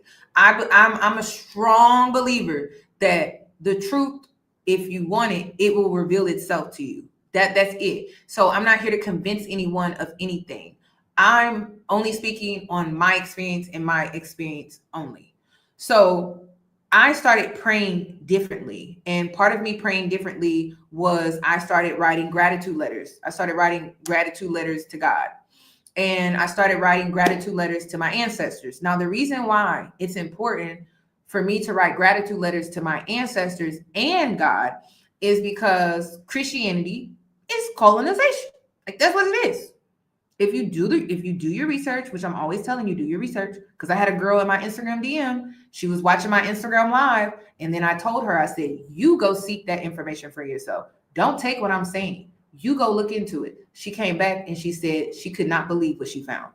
So I decided to address my ancestors because I want to make sure I'm praying to the God that I actually come from, not their God, not Jesus with a J, not Jesus with a J, I want to make sure I'm praying to the correct God, because if you really do your research, what God are you really praying to? Are you praying to their God? Or are you praying to the God that you actually come from? Because that's and the reason I'm going to question this too, right? Because everyone says witchcraft, and it's not witchcraft to honor your lineage or your bloodline. It's honoring them. Like, what is witchcraft about that? It's just honor. So the reason is because I'm a firm believer that on the spiritual side, my ancestors are going to connect me to the God that I'm supposed to serve, not the God that I was told to serve. So I started writing these gratitude letters. And when I started writing these gratitude letters to God, when I started writing these gratitude letters to my ancestors, I started seeing my life transform fast. Now, it's crazy. My whole life, when I was in the church, I was praying to God. And I always felt like my prayers weren't being answered, or it took forever for me to see like real change in my life. And so ever since I started honoring my ancestors, I started writing gratitude letters for the sacrifices they have made for me to even have this opportunity to experience life in the way that I am. That's when I started to see a shift in my life. That's when I started to see things align in my life. That's when I started to see major transformation in my life. That's when I started to see that my finances were changing. That's when I started to see that my mental health was changing. That's when it was almost like finally my prayers are being answered. So I started praying differently. I stopped asking God and I started thanking God, because I started to think like, well, if I have faith, why am I asking? Why am I not just giving thanks? So I started creating these gratitude letters, which are prayer letters to God, to my ancestors, thanking them for the guidance, the sacrifices, thanking them for the support, the protection. We always talk about when a loved one passes on, we always talk about how, oh, they're an angel, they're watching over me. Yeah, so I'm thanking my ancestors, the angels that are watching over me. And so once I started to make those connections, and once I started to honor my ancestors are aligning me with the God that I'm truly supposed to serve, and not the God that I was told to serve because of slavery. And I know it's a hot take. I know people feel weird about it, but it's my testimony. It's my truth. And I've seen how it's transformed other people's lives. I've seen how, like my brother, he called me the other day and he was like, I've been meaning to tell you, but when I moved, I had more than enough. I had more than enough. And it was because I prayed for him. I wrote a letter to our ancestors. I wrote a letter to God. And I did creative writing where I was giving thanks, like, thank you, God, for allowing my brother to move and to have the funds to move and to do it comfortably. Thank you, God, for allowing him to find a place where his daughter can be safe and comfortable. So when he told me that, I was like, I know, because I prayed about it. I wrote a gratitude letter. And when you write a gratitude letter, it's faith. That's it. It's faith. It's faith. It's you knowing that everything's going to work out. It's not you asking. And it made me look at my religious journey, and it made me question a lot of things. Like, it wasn't even just the things that I found, but it had me question a lot of things that I believed in. And the hardest thing that you'll ever do in this lifetime is pull yourself away from a belief system. And it's the hardest thing you'll ever do, because when you pull away from a belief system, right, it's scary, because it's all you know. You don't know anything but that belief system. So, and you're surrounded by fear, because if you leave the belief system, what will happen? What will your life be? What will your life be? But if you can't question what you believe in and still believe in it, that doesn't make sense to me. Like, if you can't question what you believe in and still believe in it, because what's the worst that can happen? You find the truth and you still are a believer? People don't question what they believe in. People don't even want what they believe in to be challenged at all. They just want to believe, and that's it, because that's what they were told. But what if I told you that Jesus, or the God that you were told to serve, what if that's not the God that you were supposed to serve? And are you putting, and then who did you get that from? And then are you okay with it not being the correct God that you're supposed to serve? Because one thing I noticed, and this is something I'm always talking about, if y'all notice, y'all don't never see me put a Christmas tree in my house. And the reason I never put a Christmas tree in my house is because if you look into the dark history of Christianity, Christians and pagans blended their practices and made it Christianity. And so when you go and you put up that Christmas tree and you decorate it with silver and gold, it's paganism. So that means and you will see this in some of the monarch shows that I be watching. What was the show with Uhtred in it? What is the show with Uhtred in it? because it will show you that that's what they did. And the Vikings would come in, they would rape the women and children, they would use them as sacrifices. Doesn't it sound like Hollywood? They would use them as sacrifices, and they would celebrate. A lot of these holidays that you're celebrating are nothing but rituals. And that's paganism, which is witchcraft, the dark arts. And I call it the dark arts because witchcraft, it's all through the Bible. So, but the dark arts is what we celebrate. The dark arts are the dark rituals that we celebrate every year. And if you notice, it always involves people were unalive. There was a massacre that happened. People died. Women were raped. Children were unalive. Some people were made into slaves, and we celebrate it every year. We decorate the Christmas trees. We hang up the silver and gold. And one thing that I noticed with the Vikings, that was what they were known for. The Vikings would come in.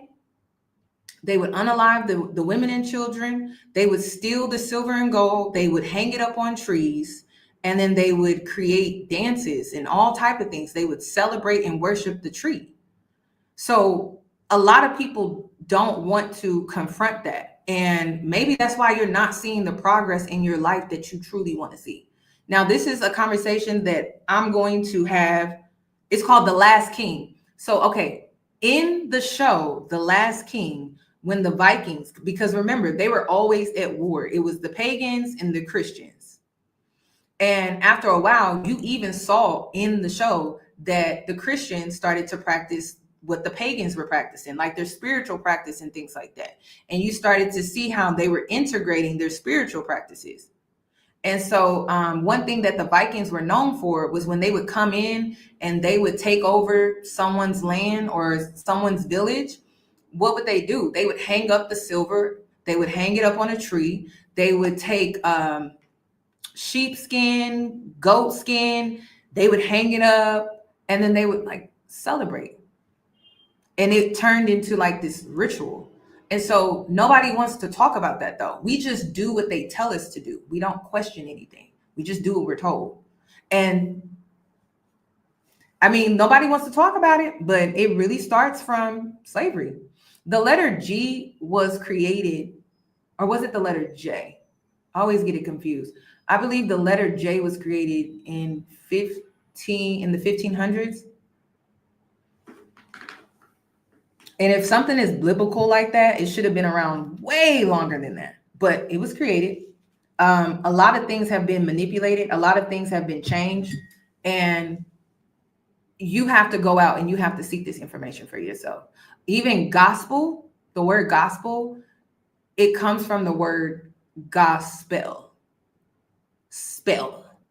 But you have to seek this information for yourself. There is a video that I'm going to look into. Even the word Lord,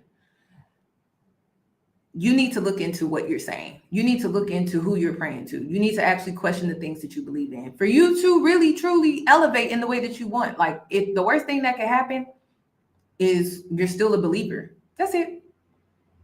That's it. Listen, the Bible will tell you a lot of things, but the Bible has been rewritten a lot of times too. So look into this information yourself. Don't argue with me. Just go look into the information yourself, because I'm not here to convince you or to sell you on anything. You have to seek the information for yourself. And you can't just keep running to the Bible. You have to look outside of the Bible. And I'm going to tell you to look at history, because if you look at history, you'll understand more. You need to have your Bible, and then you need to be researching history, and you need to compare your notes. And that's how you're going to find out the truth. It's not that you just have the Bible and that's it. If you really are wanting to look for the truth, you got to have your Bible, and then you have to have history. And I can't say a history book, because I do find it interesting that the parallels when it comes to this conversation is they lie about history and they lied in the Bible. The missing books in the Bible are women. Those stories are women that are in their empowerment. Those women are divine feminine women. So it's and then the Ethiopian Bible is not the original Bible either. So the missing books in the Bible, a lot of those stories are women being empowered. That's what it is. They changed a lot of things in the Bible, and you need to seek the information out for yourself. Okay. I can even get into the whole Adam's apple. I think it's crazy how Eve in the Bible, she was the one that ate the apple. But why is it that men never have self-control? And why is it that this is the Adam's apple? But we don't have an Adam's apple. We don't have an Adam's apple. They do though. And they tend to struggle with self-control the most. So did Eve really eat the apple? Did she? Did she? Did she really eat that damn apple? I question it. I know people are not going to dig, but listen, at the end of the day, when I die, I'm going to be very confident in what I believe in. I'm not going to die and wonder. I'm going to die and be content. I'm going to die and know that what I'm doing, I'm okay with that. So it's all about what you're okay with. But you have to look into it yourself. And like I said, the best advice I could give you is history and the Bible. And you should be able to connect the dots. Because when I was doing my research, I noticed depending on where you were in the world, that is what your belief system was. Like that's the religion that you took on. But the interesting thing about the history that we learned from the educational system, which is another programming, or it's another program, there's some missing, like it's not aligning. Like it should literally fit like a puzzle, right? But if you manipulated the truth, it doesn't fit like a puzzle. It should fit just like that. It's like putting a key into a door. It should automatically unlock, but it doesn't. When you actually look and you actually do your research, you will see, why is it not making sense? Why aren't the timelines making sense? Even from just the alphabet, it doesn't make sense, y'all. But you got to go look and seek the information for yourself. The truth is starting to come out, though. The truth is starting to come out. So that's all I'm gonna say. But the gratitude letters is me writing a gratitude letter to my ancestors, me writing a gratitude letter to God, thanking God for my life, really. And that's it, just thanking God. If you know you're putting in the work to live a certain lifestyle, just start giving thanks. Start thanking God in that way. You can use creative writing. So creative writing would be, before I got this apartment, like I have a gratitude letter that I wrote, and it literally says, thank you, God, for my apartment. Thank you for all the windows and all the lighting. It's something that I always dreamed of. It's something that I always wanted. And now that I have it, I just feel so blessed. I don't have to worry about my depression. And I have that gratitude letter is in my closet. I would have to go dig and find it. But I wrote that gratitude letter when I was in my other apartment. And I wasn't getting as much sunlight. Like, look at the sun coming in over here. Look at the sun coming in over here. And that I created this life before I lived it, but I created the life through gratitude by saying, thank you, God. Thank you, ancestors, for me. Because I was really big on finding a place, because I wanted to be more open with my lifestyle, just a little bit. So I wanted to find a place that was safe. I live in an area that's surrounded by federal buildings. I live in an area that is surrounded by banks. I live in an area that is surrounded by so many cameras. Like, honestly, you can't get away with shit over here. And then I'm surrounded by, because I remember writing my gratitude letter because I was very concerned. I wanted security at the front desk. There's security at the front desk. There's security at the front desk. There's security at the gate. It's secure. For you to even get on my floor, you have to have a badge. For you to get in the elevator, the security guard has to come to the elevator to let you up, to get into my apartment building. So when I wrote my gratitude letter, I was very detailed and I was very delusional. But I knew what I wanted. And I was thanking God for it already before it even happened. Some of you are making those vision boards and you're like, oh my God, I don't understand. Like, why is it taking forever? Da, da, da, da. And it's because you're just doing the vision boards. There are 3 steps that you have to take when you're truly trying to call in your blessings, call in your manifestations. First of all, stop showing people your vision boards. Let's start with that. Stop showing people your vision boards. Let's stop doing that. It's great for you to create the vision because you need to focus on the vision, right? You need to have that vision in your mind, okay? Your third eye, whatever you want to call it. So create the vision board, but don't share the vision board. But don't just stop with the vision board. So the next thing that you have to do, you can create the vision board, because we're going into a new year, and I'm telling you, do it and see if this works. All right. So create the vision board. Then the next thing you need to do is write the gratitude letter. Write the gratitude letter. And I'm going to make this plain and simple for those that are Christian. So the vision board, write the gratitude letter. Then the next thing you need to do is, do you have a plan in place? You need to be practical. Being practical while also being delusional, because life is all about duality. So you created the vision board, you wrote the gratitude letter, creative writing when you write the gratitude letter, create your dream life. Okay. But you need to be practical. Like, if you know you're not in a position to live in a skyrise next year, you have to be realistic. What's the next level up when it comes to your lifestyle? That's what you need to focus on. And that is what needs to be in the gratitude letter. Okay. Now, the plan is, what is your daily routine? What is it that you're doing daily, weekly, monthly that's going to get you to this outcome? What's your routine? You have to have a daily routine. On my wall, I have a morning and I have a night routine. And I created those routines so that I can remain focused on the goal, so that I'm actively pursuing the goal daily. I think some people, religious people, say prayer without work is dead. Like, you gotta, and that's all I'm telling you to do. I'm just telling you to pray different. And I'm telling you to be practical. And I'm telling you to create a plan for you to follow daily, weekly, monthly, for you to get to that goal. And then the last step is, you need to be a believer. Okay?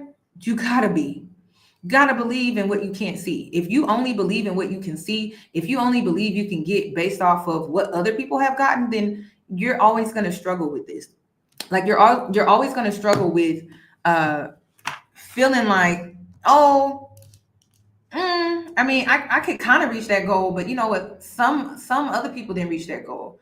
And then some of you, and I talked about this on my Patreon, that your self-esteem is why you're not dreaming bigger, because you don't believe that you could actually get that dream. Some of you are dreaming small. Some of you are making small goals because of self-esteem issues. And this is why it's so important. Like, we could talk about manifestation, we could talk about this and that, but if you struggle with low self-esteem and you don't even create big dreams for you to actually get or attract, you're never going to live the life that you want. You got to dream bigger. No, I can't leave this up because we talked about religion. Anytime I talk about religion, y'all, I'm going to protect my peace. I am. People are going to find out the truth. I just hope that I said something that sparked their interest for them to go look into it themselves, and then they make that decision for themselves. I am not a manipulator. I'm not going to force anything on you that makes you feel uncomfortable. You have to seek this information yourself. And I don't know, my mother is who had me go deep. I just didn't know it ran this deep, but my mother is the one that, the woman that introduced me to the religion, she is the one that made me go deeper. And that's how I came to this conclusion. So I made these changes. I started to see the improvement in my life, and I just started to focus more on my relationship with God and less on the religion, because I don't know if I'm being misled. I mean, the way Christianity came about, it was colonization. That's what it is. If you go look into it, it was colonization, and they were manipulative and they were forceful, and they were trying to get people to believe in their Bible for them to have control. And that's what all of this is about. All of this is about control. And seeing how Christian nationalism being on the rise with Trump being in office, it's not shocking to me, because what is this election all about? Control. That's what it's about. It's about control. It is about control. I'm not here to, I feel like the Bible is valuable because there are lessons in the Bibles when it comes to those stories. I'm not here to just demonize the Bible. I'm here for you to look into the truth. Okay.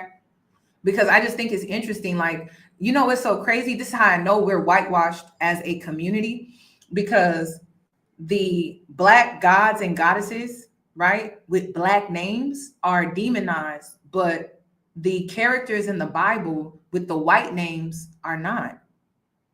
Moses, was that his real name? Jesus wasn't his real name. We know that. It was a little more, some would say, ghetto, right? Joshua? That sounds ghetto to you, don't it? Joshua, that sounds ghetto, doesn't it?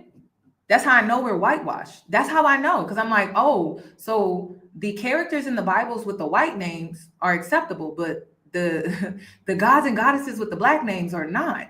That's how I know. That's how I know. Sometimes it's the simple realizations when it comes to this conversation that will have you like think like, why do I think like that? And why am I programmed to believe that? And why has this always been okay? It's not. And then we look at the Black names, or we look at the names that are harder to pronounce, and it's very similar to our experience as Black people in this system. They'll pronounce your, like, and it's so crazy, y'all. It's so crazy to me, because a person can have like a French name or like a French last name or a German last name, and they don't make it a big deal on trying to pronounce their name. But our name, that's Black, that has like what, 3 syllables, it's an issue like every single time. But the German last name, the French last name, the Switzerland last name, that's cool. That's cool. But us, it's always an issue. At every point, they demonize us every single time. And then we, in return, demonize ourselves. And this whole life is about what? Feeling good enough. And I'm going to tell you right now, they had to change the names in the Bible because they weren't good enough. That's why. They weren't good enough. So you couldn't know their real names. And that's what they try to make us do, right? They say, oh, for you to succeed in this society, you better name your child Sarah, or you better name her Misty, or you better name her Rebecca. Keisha, don't name her that. Don't name her that. When I tell y'all, it runs deep, but you have to seek the information for yourself. I'm not here. I'm not doing that, because I'm living a soft life. Like I'm not trying to save everybody. If you want to know the truth, you go seek the truth for yourself. I'm not coming for nobody.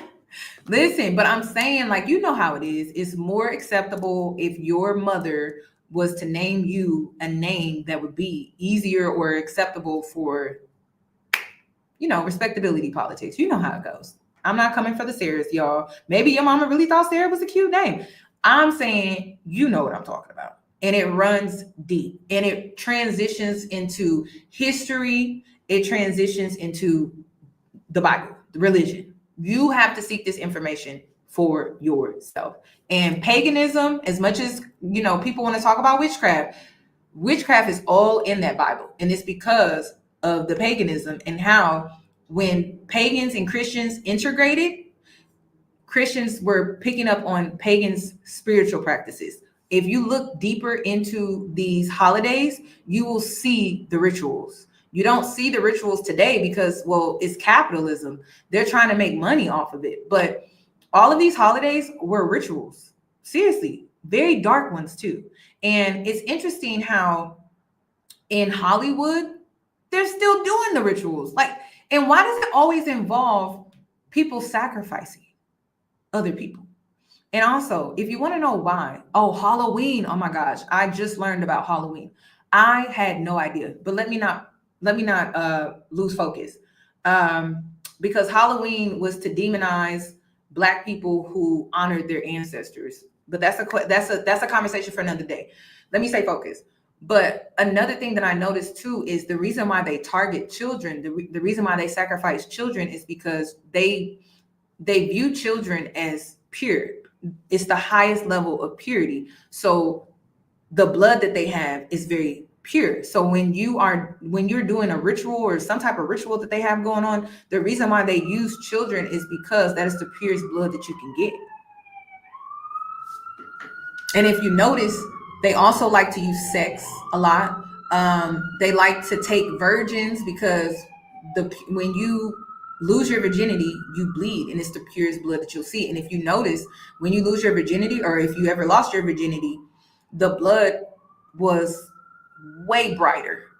It was brighter. It was lighter. It was a different type of blood than if you were to cut your finger or something like that. So listen, look into what I'm saying. I'm not here to convince you. I'm here to challenge your way of thinking and for you to actually do your own research. And like I said, have your Bible and look into history and look into the truth behind history and not the lies. Because again, I think what I'm trying to wrap my head around is like, it's so incredible to me for me to know the lengths that they went through to manipulate us. Like, it's really insane. And I also want to make it known too, for someone to go to these extreme lengths to manipulate us, what do we not know?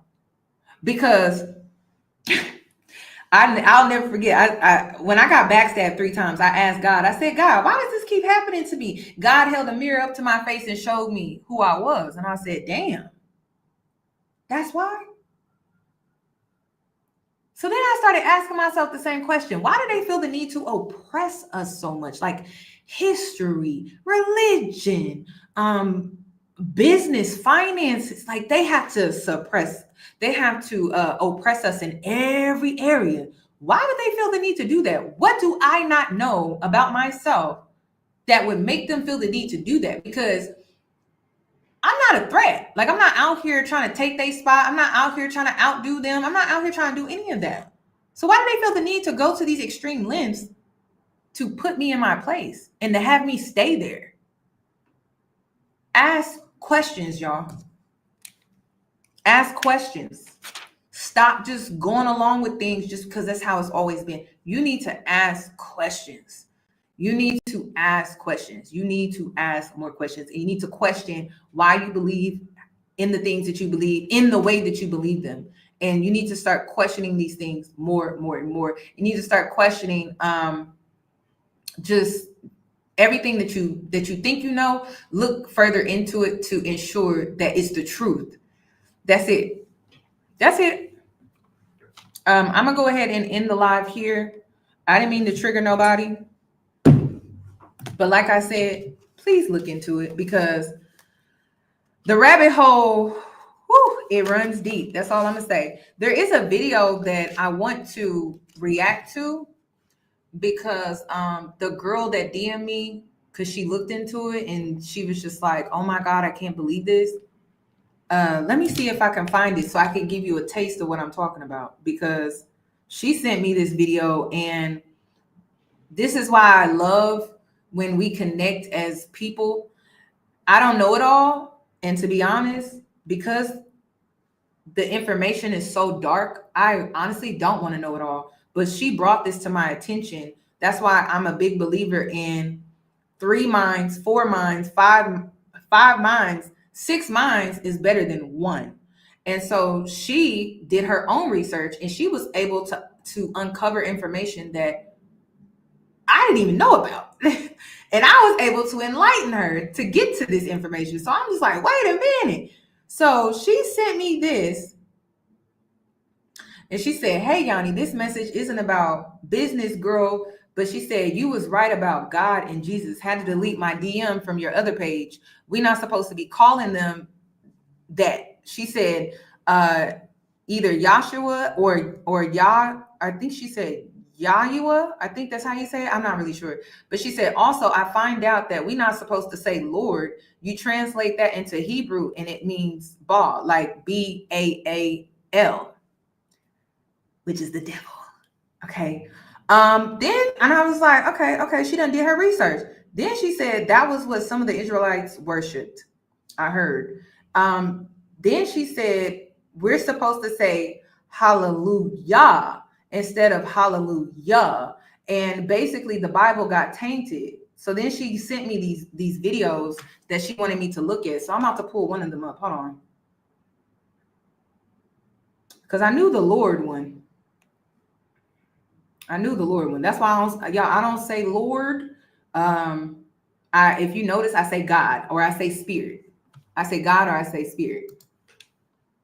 Because you got to be intentional, y'all. You got to, because you don't want to be calling people. And this is what's so crazy, y'all. People be like, how do you know you're not speaking to a demon? Exactly. How do you know you're not speaking to a demon? But let me pull it up so I can show y'all what I'm talking about. Because this blew my mind. I said, oh my gosh, I didn't. And this is just a little taste to spark your interest to do some research.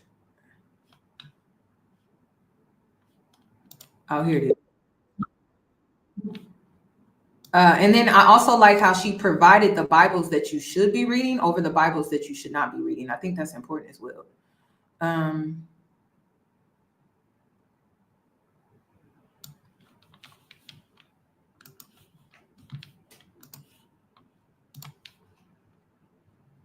Why is my okay? I know Last Kingdom really brought a lot of things into perspective because I always wanted to know, like, well, how did they pull this off? War, rape, turning people into slaves. You know, everything they did to us. Compared to someone that thought that they were going to have today and didn't. This is proof that the Bible has been tampered with by the beast or the anti-Messiah. First off, we know in Revelations, the number of the beast is 636. Mm-hmm. All the newer Bibles actually have 66 books. When in fact, some of the older Bibles, like the Ethiopian Bible, actually had 88 books. And I don't think the Most High himself would correlate the number of... Wait. If you know and you understand 888 symbolizes abundance, blessings, it's success. I think 888 also is self-empowerment. Okay. So that's why it's a big deal, because every number has a spiritual meaning behind it. So this year is the year of the 8. It can also be karmic too, which is an infinity sign. Basically what goes around comes around. Like, you can use that. It's not always like bad. It's like what goes around comes around. New beginnings is another one too. So it is important because there are symbols behind why it could originally be 88, or it could be something else, you know, because I'm at this point, they lie so much. I really don't even know. I don't know. I'm just open-minded. I'm just going to die open-minded to knowing more and to learning more at this point. Books that's in our scriptures, 66, when the number of the beast is 666. It doesn't make any sense. Not to mention, the word Lord actually appears 6,668 times, 666, in the King James Version. And you're going to tell me that's a coincidence too? The Father's original name, Yahuwah, was removed 6,000 plus times from the Old Covenant. Yep. And replaced with Lord, which actually translates in Hebrew as Baal or Baal. The original name for the Messiah, Yahusha, which literally translates to Yah adds salvation, was replaced with Jesus.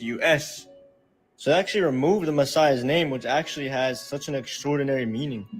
Same with the Father's name. Yahuwah actually means Yah adds breath.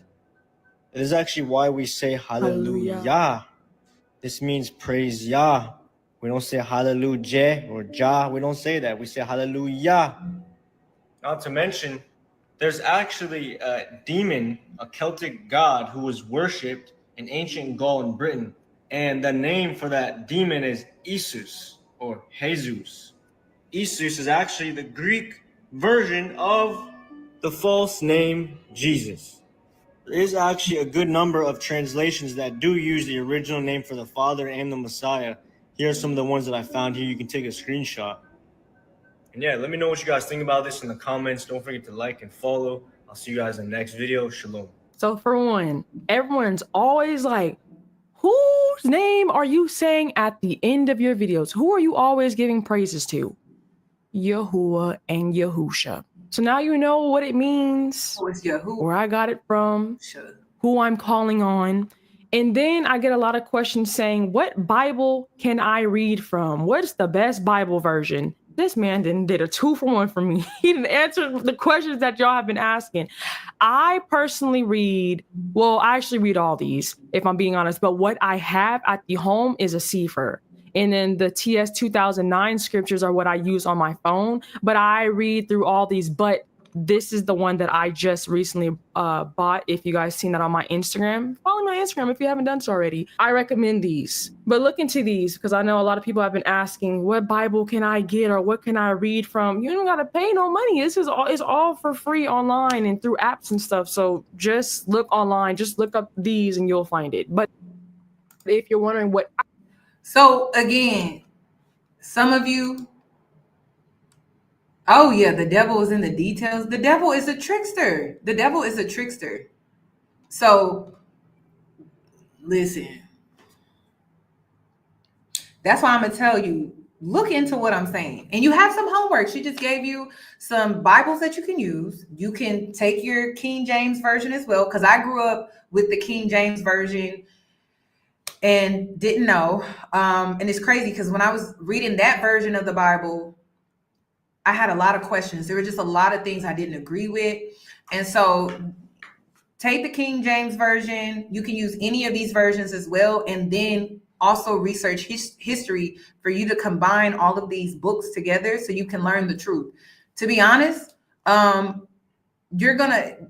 truth is something that you're just going to have to keep unpacking. Like I started this journey in 2019. And me and my mother got into a huge fight about this. And then she came back to me in 2020 and she said, you were right. And I said, what? And then she started showing me her findings. And then I took it a step further. And to be honest, y'all, they've manipulated so much. I'm open to solo traveling to learn more and going to certain countries to really unpack more and more. And I feel like it's like one of those things where you're just gonna have to take on a whole journey. You know, I don't think the truth is ever something you'll be able to have in full. I think it's just something you're gonna have to be open to just learning more and more as you go, as you grow older and things like that. I don't because they covered up so much, they lied so much that you kind of just have to keep an open mind, honestly. You just have to keep an open mind. You have to keep an open mind. And then you also have to be smart because you don't want to be misled at all. Because I'm really big on that. You have to come to when you find out information, right? It's not about you just taking the information and that's it. It's about you coming to your own interpretation. It's about you coming to your own realization. It's not about how I feel. It's not about how others feel. It's about how you feel and what really resonates and connects to you. So I just want to make that known. Then she also sent me, I don't know if she's in here right now. I don't want to say her name because I don't like doing that. There's another video, and I was thinking about reacting to this one in full because this is interesting. Oh, and if you want to follow this girl, her name is Perky, Perkyy. Let me put her back on the screen real quick. Her name is Perky. Okay. That's her name. So if you want to follow her, cool. All right. Now let me go back.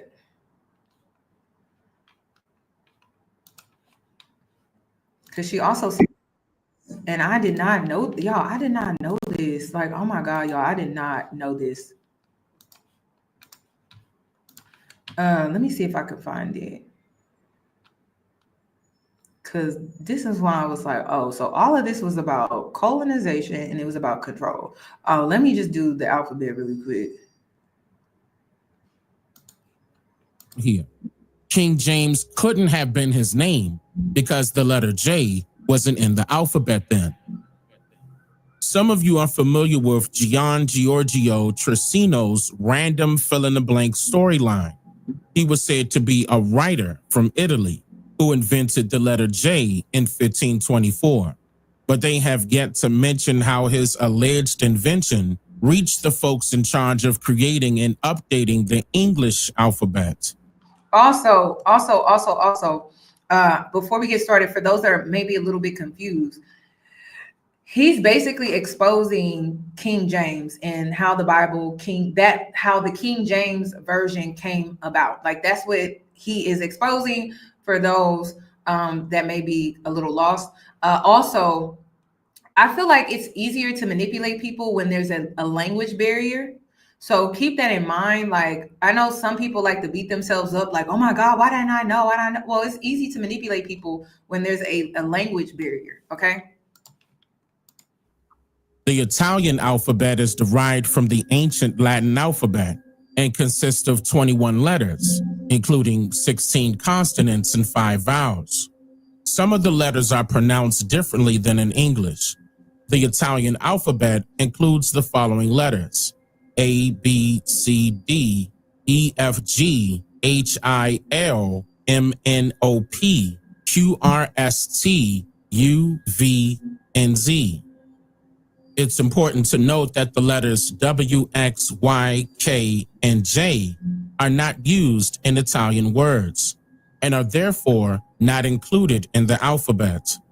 To you, it could be puzzling why an Italian writer will create a letter that is not used in his native language, even after allegedly inventing it. Since it wasn't part of his everyday vocabulary, he had no opportunity to use the letter J. There's no record of him speaking other languages. Remember when I mentioned the fill-in-the-blank storyline? This is where some people would try to fill in the blanks to make sense of it, even though it doesn't logically add up. In 1524, the letter J was not a part of the English alphabet. It was also absent when James became King of Scotland in 1567 and King of England in 1603. This fact can be verified through various sources, including the book For the Colony in Virginia, Britannia, published in 1612. And one thing that I also want to point out too is, remember when I said you need to have the Bible and you need to have different versions of the Bible, and then you also need to look into history? For whatever reason, one thing that I noticed when a lot of this stuff was being manipulated, it was around the 14 to 1500s. So look in that area. Regarding King James, I would look into the 1500s era, because it seems like that's when they was doing like a lot of the changes and we're changing things around. Also, keep in mind that we do live in a system, and the talk now is to remove slavery from the educational system. So they have the power, and they flex the power every chance they get, that they can remove things if they want to. So keep that in mind. And I think technology kind of makes it easier, which is why we need to fight hard to keep these libraries, okay? Because if they take away the libraries, we really won't know. In the future, we really won't know. They want to take away the libraries too. So like I said, they've done this before, okay? They've done this before. Look closely at the printed English words.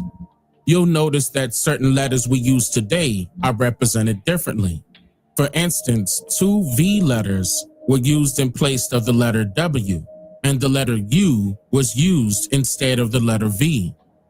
This book was revised and republished in 1969. The new version includes a preface that I would like to share with you. However, first, take note of the spelling of certain words.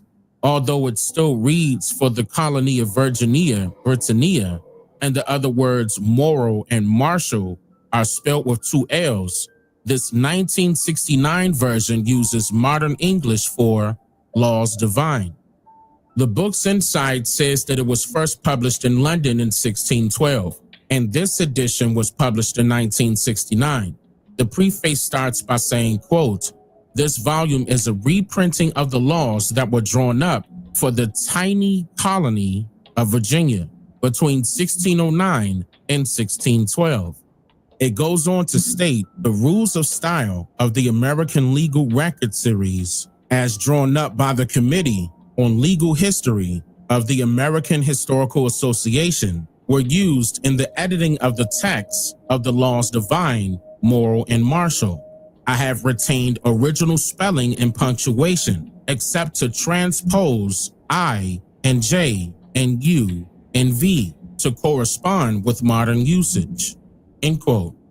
The letter J was not a part of the English alphabet in 1612.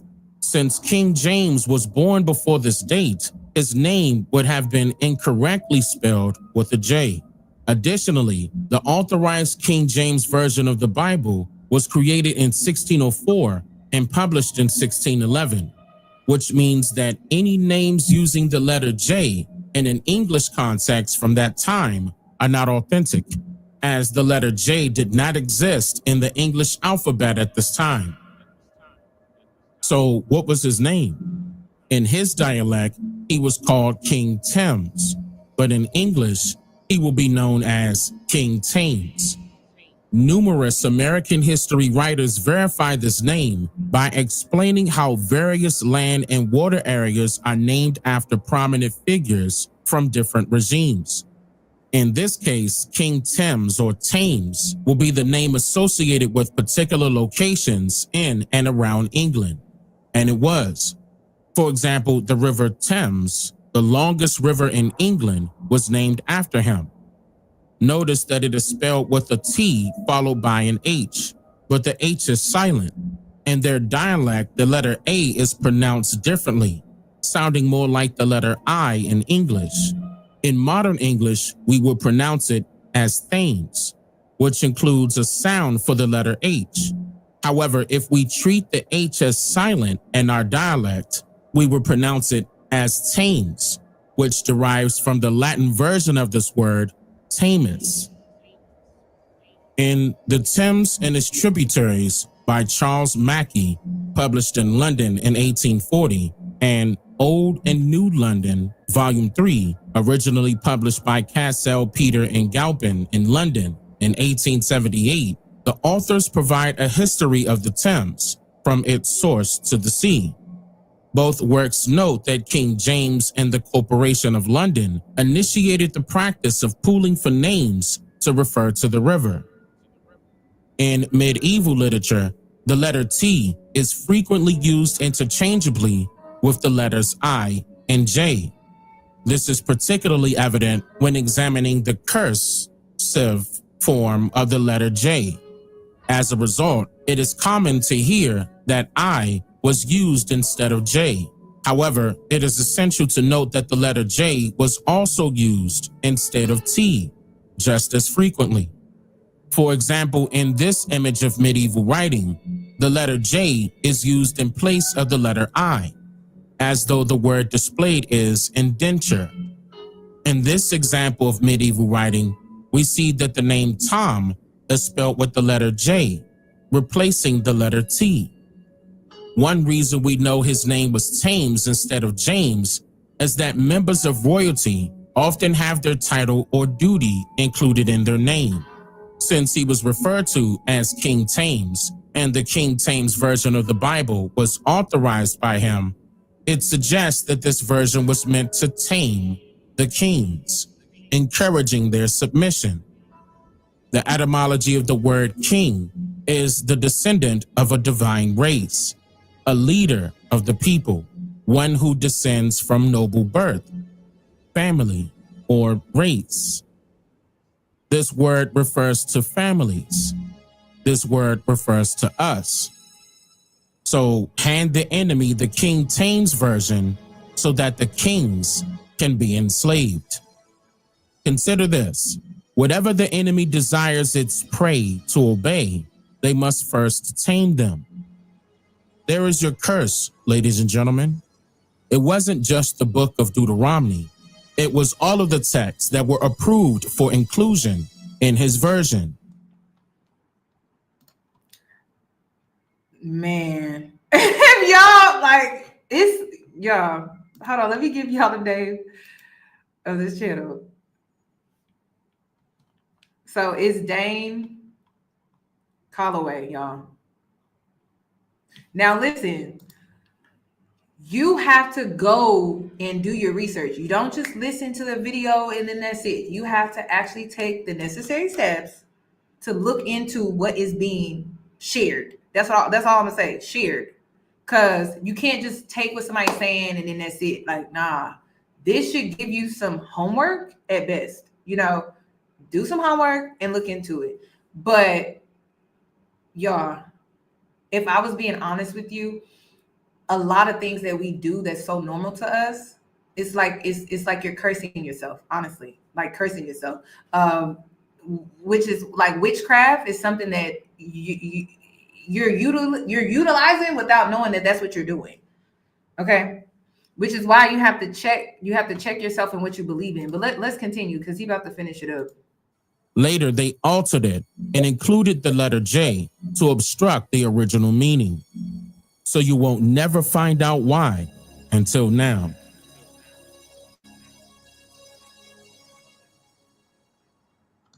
Okay, so I also wanted to show you. Is it this part too? That's why this goes into how a lot of these holidays are rituals. Okay, no, that's not it. Oh, here it is. Here it is. Hold on. Let me see. Is it right here? In my previous videos, I discussed the missionaries who religious organizations sent to spread the gospel to people considered strangers. Their goal was for their followers to preach their version of religious beliefs, emphasizing that it represents the truth, contrary to what people had already learned about their cultural beliefs and a higher power. The term missionary is defined as a person sent on a religious mission, especially one sent to promote Christianity in a foreign country. My wife and I published a book titled It Was Told in Reverse, The Untold Truth About the Transatlantic Slave Trade, discussing several missionary groups. One organization we highlight is the Congregation for Propagating the Gospel in Foreign Parts. This organization's name reflects its primary purpose, to spread the gospel in foreign lands. There were several missionary societies, such as the Society for Promoting Christian Knowledge. Here is an image of their emblem from 1701 to 1704, originally known as the Gift of the Society for Propagating the Gospel in Foreign Parts. Take a close look at this image. You can see foreigners arriving in sailboats. Now, examine how the indigenous people already living on the land are portrayed. Do you think they were welcoming these Europeans with open arms? Notice that one of the foreigners is holding something in his hand. It's a Bible, isn't it? We also notice a cross symbol on the flag, indicating that they are Christians. Additionally, I want you to note how gospel is spelled with 2 L's in this image, as we will revisit this point later. Many individuals from foreign countries promoted the gospel to prevent North American Indians from revolting whenever the foreigners escaped from the enslavement imposed by the governments of their motherlands. Figures such as King William and Thomas Bray, along with organizations like the United Society for Propagating the Gospel and other religious societies, were primarily affiliated with the Church of England and played pivotal roles in the colonization of America. It's no surprise that these efforts originated from a church, is it? But it does raise the question, who was in charge of the church? This image, an engraving of King James I of England and the VI of Scotland, is owned by the National Portrait Gallery in London.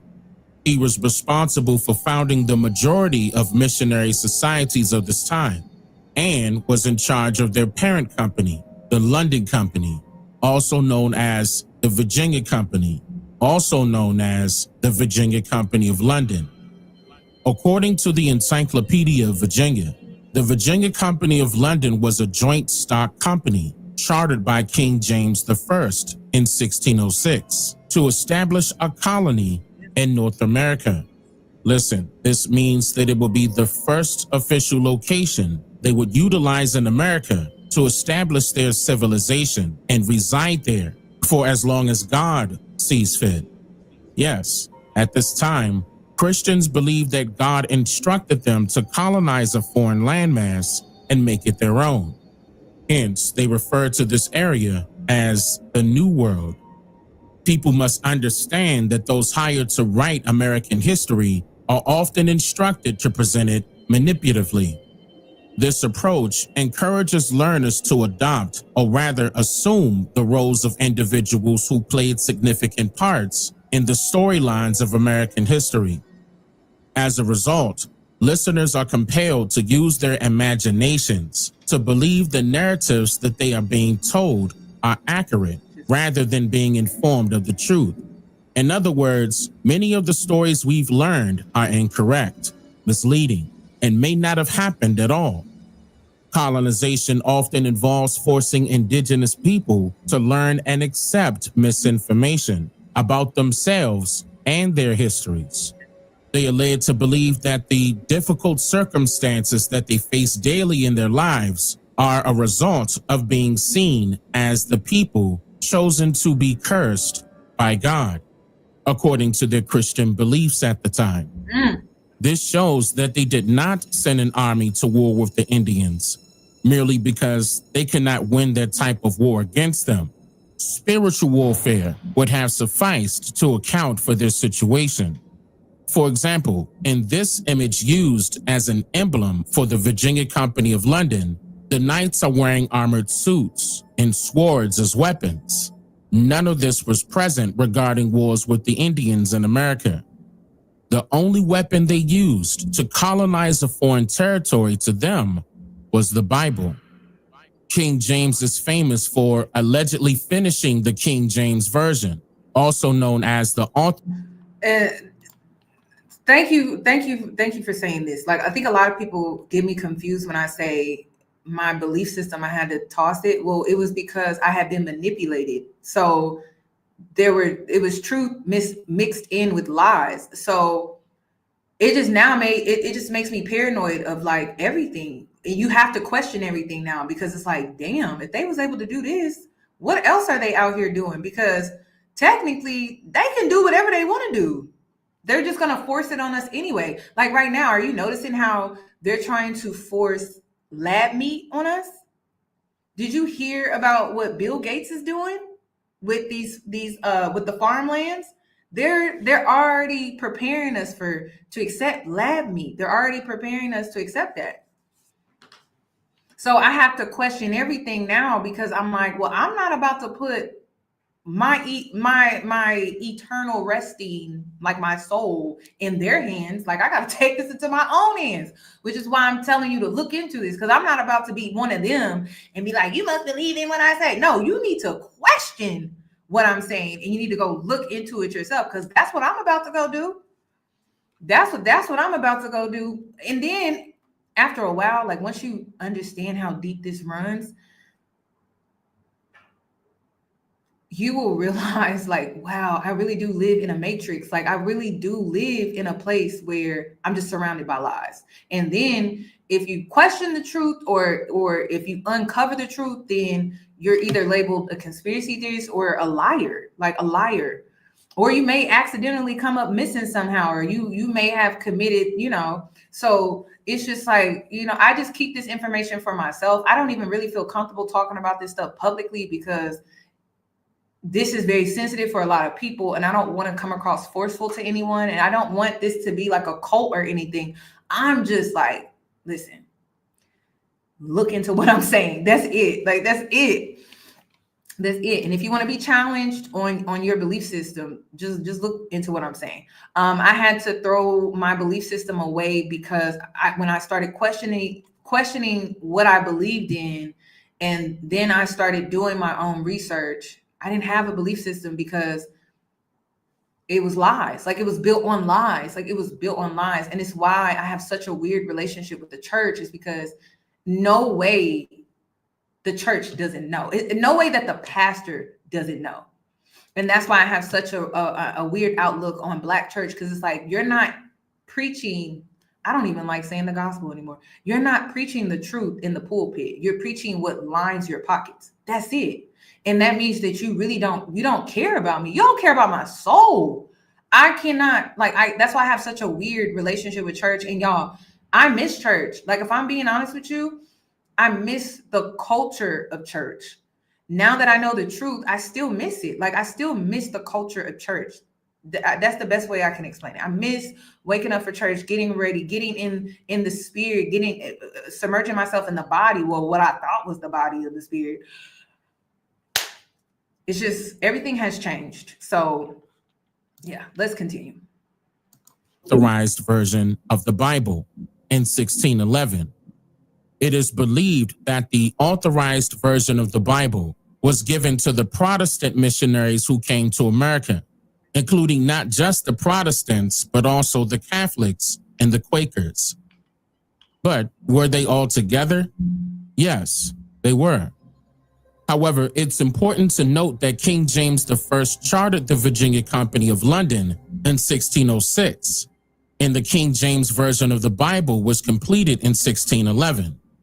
I want to emphasize what I'm pointing out here.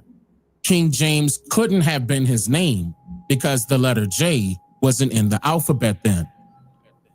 Some of you are familiar with Gian Giorgio Trissino's random fill-in-the-blank storyline.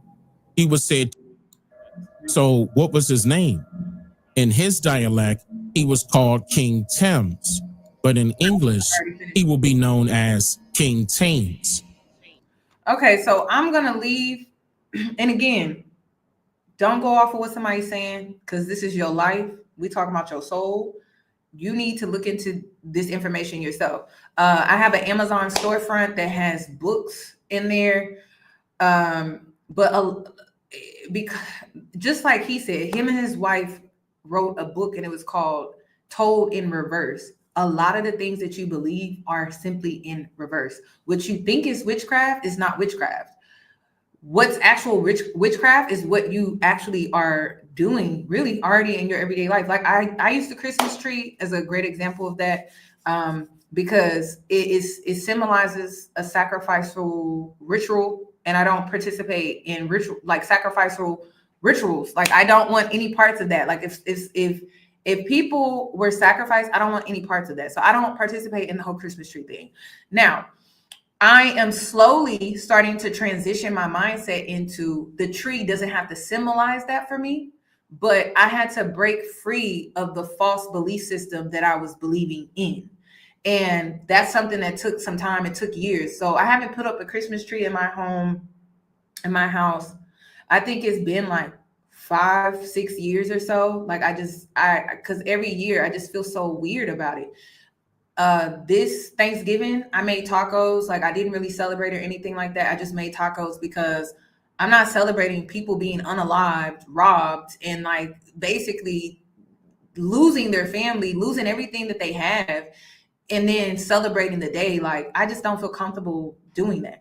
So it's when you unpack the truth, it's hard for you to find your place again. Like, how do you treat these holidays? Like, how do you even go about living your life and things like that? And I feel like once you accept the truth and you go through the process of uncovering the truth, then you can get to a point where you can recreate these holidays and make it into what you want to make it into, and less about what they make it into. Because again, like, it's sick. Even Valentine's Day is another ritual. It's another one. It's a sick one too.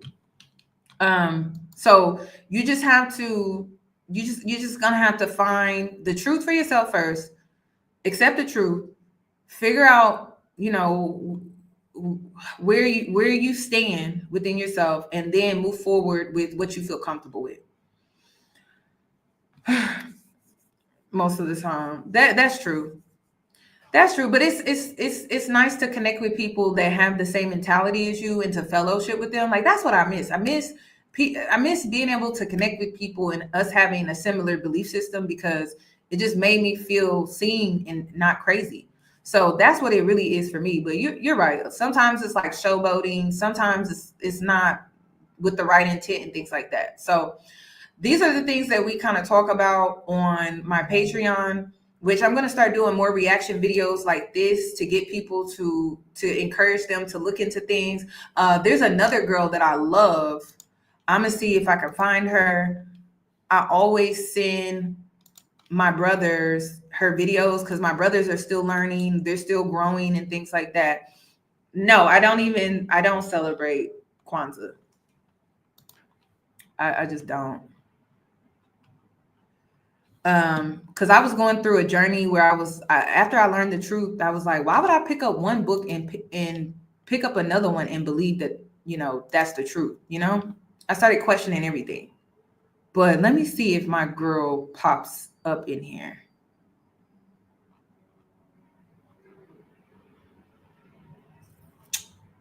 Because she is one of my faves.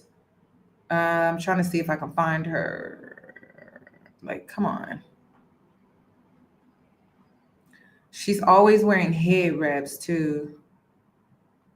And she has baby locks. I cannot find them. Torn.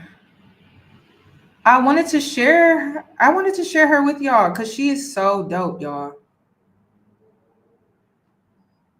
And I the reason why I recommend her to you, because she's not trying to persuade you, like she's just presenting the information, she's reacting to it, but it's not cult-like. Like it's not like, oh, you gotta believe this or you're gonna go to hell. Like it's just like, if you like to be challenged on your thought process or just your way of thinking, she's that type of content creator, but she still leaves it up to you to choose, which I think is important when it comes to these type of conversations. Like, you don't want to listen to somebody that's forceful, especially when it comes to your belief system. You don't want to listen to someone that's just forceful. They don't allow you to question things. They don't even allow you to rebuttal or be objective to what they're saying. That's cult-like. So, and I don't promote. Eventually. Oh my God, what just happened? I don't promote cult culture. Y'all, I've been on here too long because why my computer acting funny? I'm like, dang, hold on. No, it's not that. Where is it?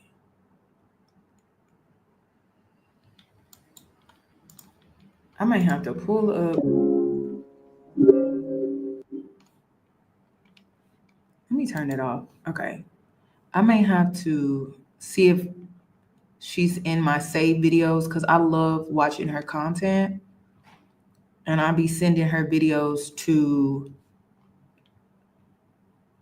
my brothers all the time.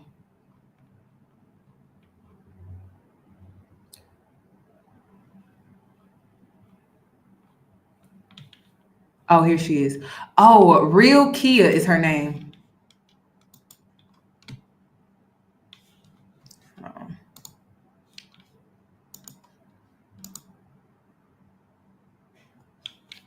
This is her channel, y'all. She is amazing. I know my tribe. If you're in here, y'all already watch her. I already know you do. I already know. If you are a part of my collective, I already know you probably watch her already. Like, I already know. Because we connected. So I already know. Yup, I already know. So this is what I'm talking about. And the reason why I'm recommending her, like I said, is because she is not forceful. Like, she's just very open-minded. And look at her numbers, 188 and 222. So if this resonates, listen, she has so much content for you to just look into. She's amazing. And she questions both sides. I watched this one where she was reacting to a high-ranking African warlock reveals shocking truth. So, like, you got to go. I love her videos. I love all her videos. Like, there's not a video I don't like. I just love her approach to these topics, because her approach to these topics is not to persuade you in any way. It's just thought-provoking. That's all. And I feel like you need that when you're being challenged. And then you have to go and seek the information for yourself to find your own understanding, not understanding, understanding. So yeah, her videos are amazing. So I'm gonna go ahead and put a link to her channel because if you want to follow her, she's bold though. She be doing this stuff public. I don't feel comfortable yet. So I'm gonna save this live. Y'all enjoy the rest of y'all's day. We was on here for 4 hours. Y'all enjoy the rest of y'all day. Enjoy y'all's weekend. And I hope to see you in my next one. Yeah, my computer acting real funny.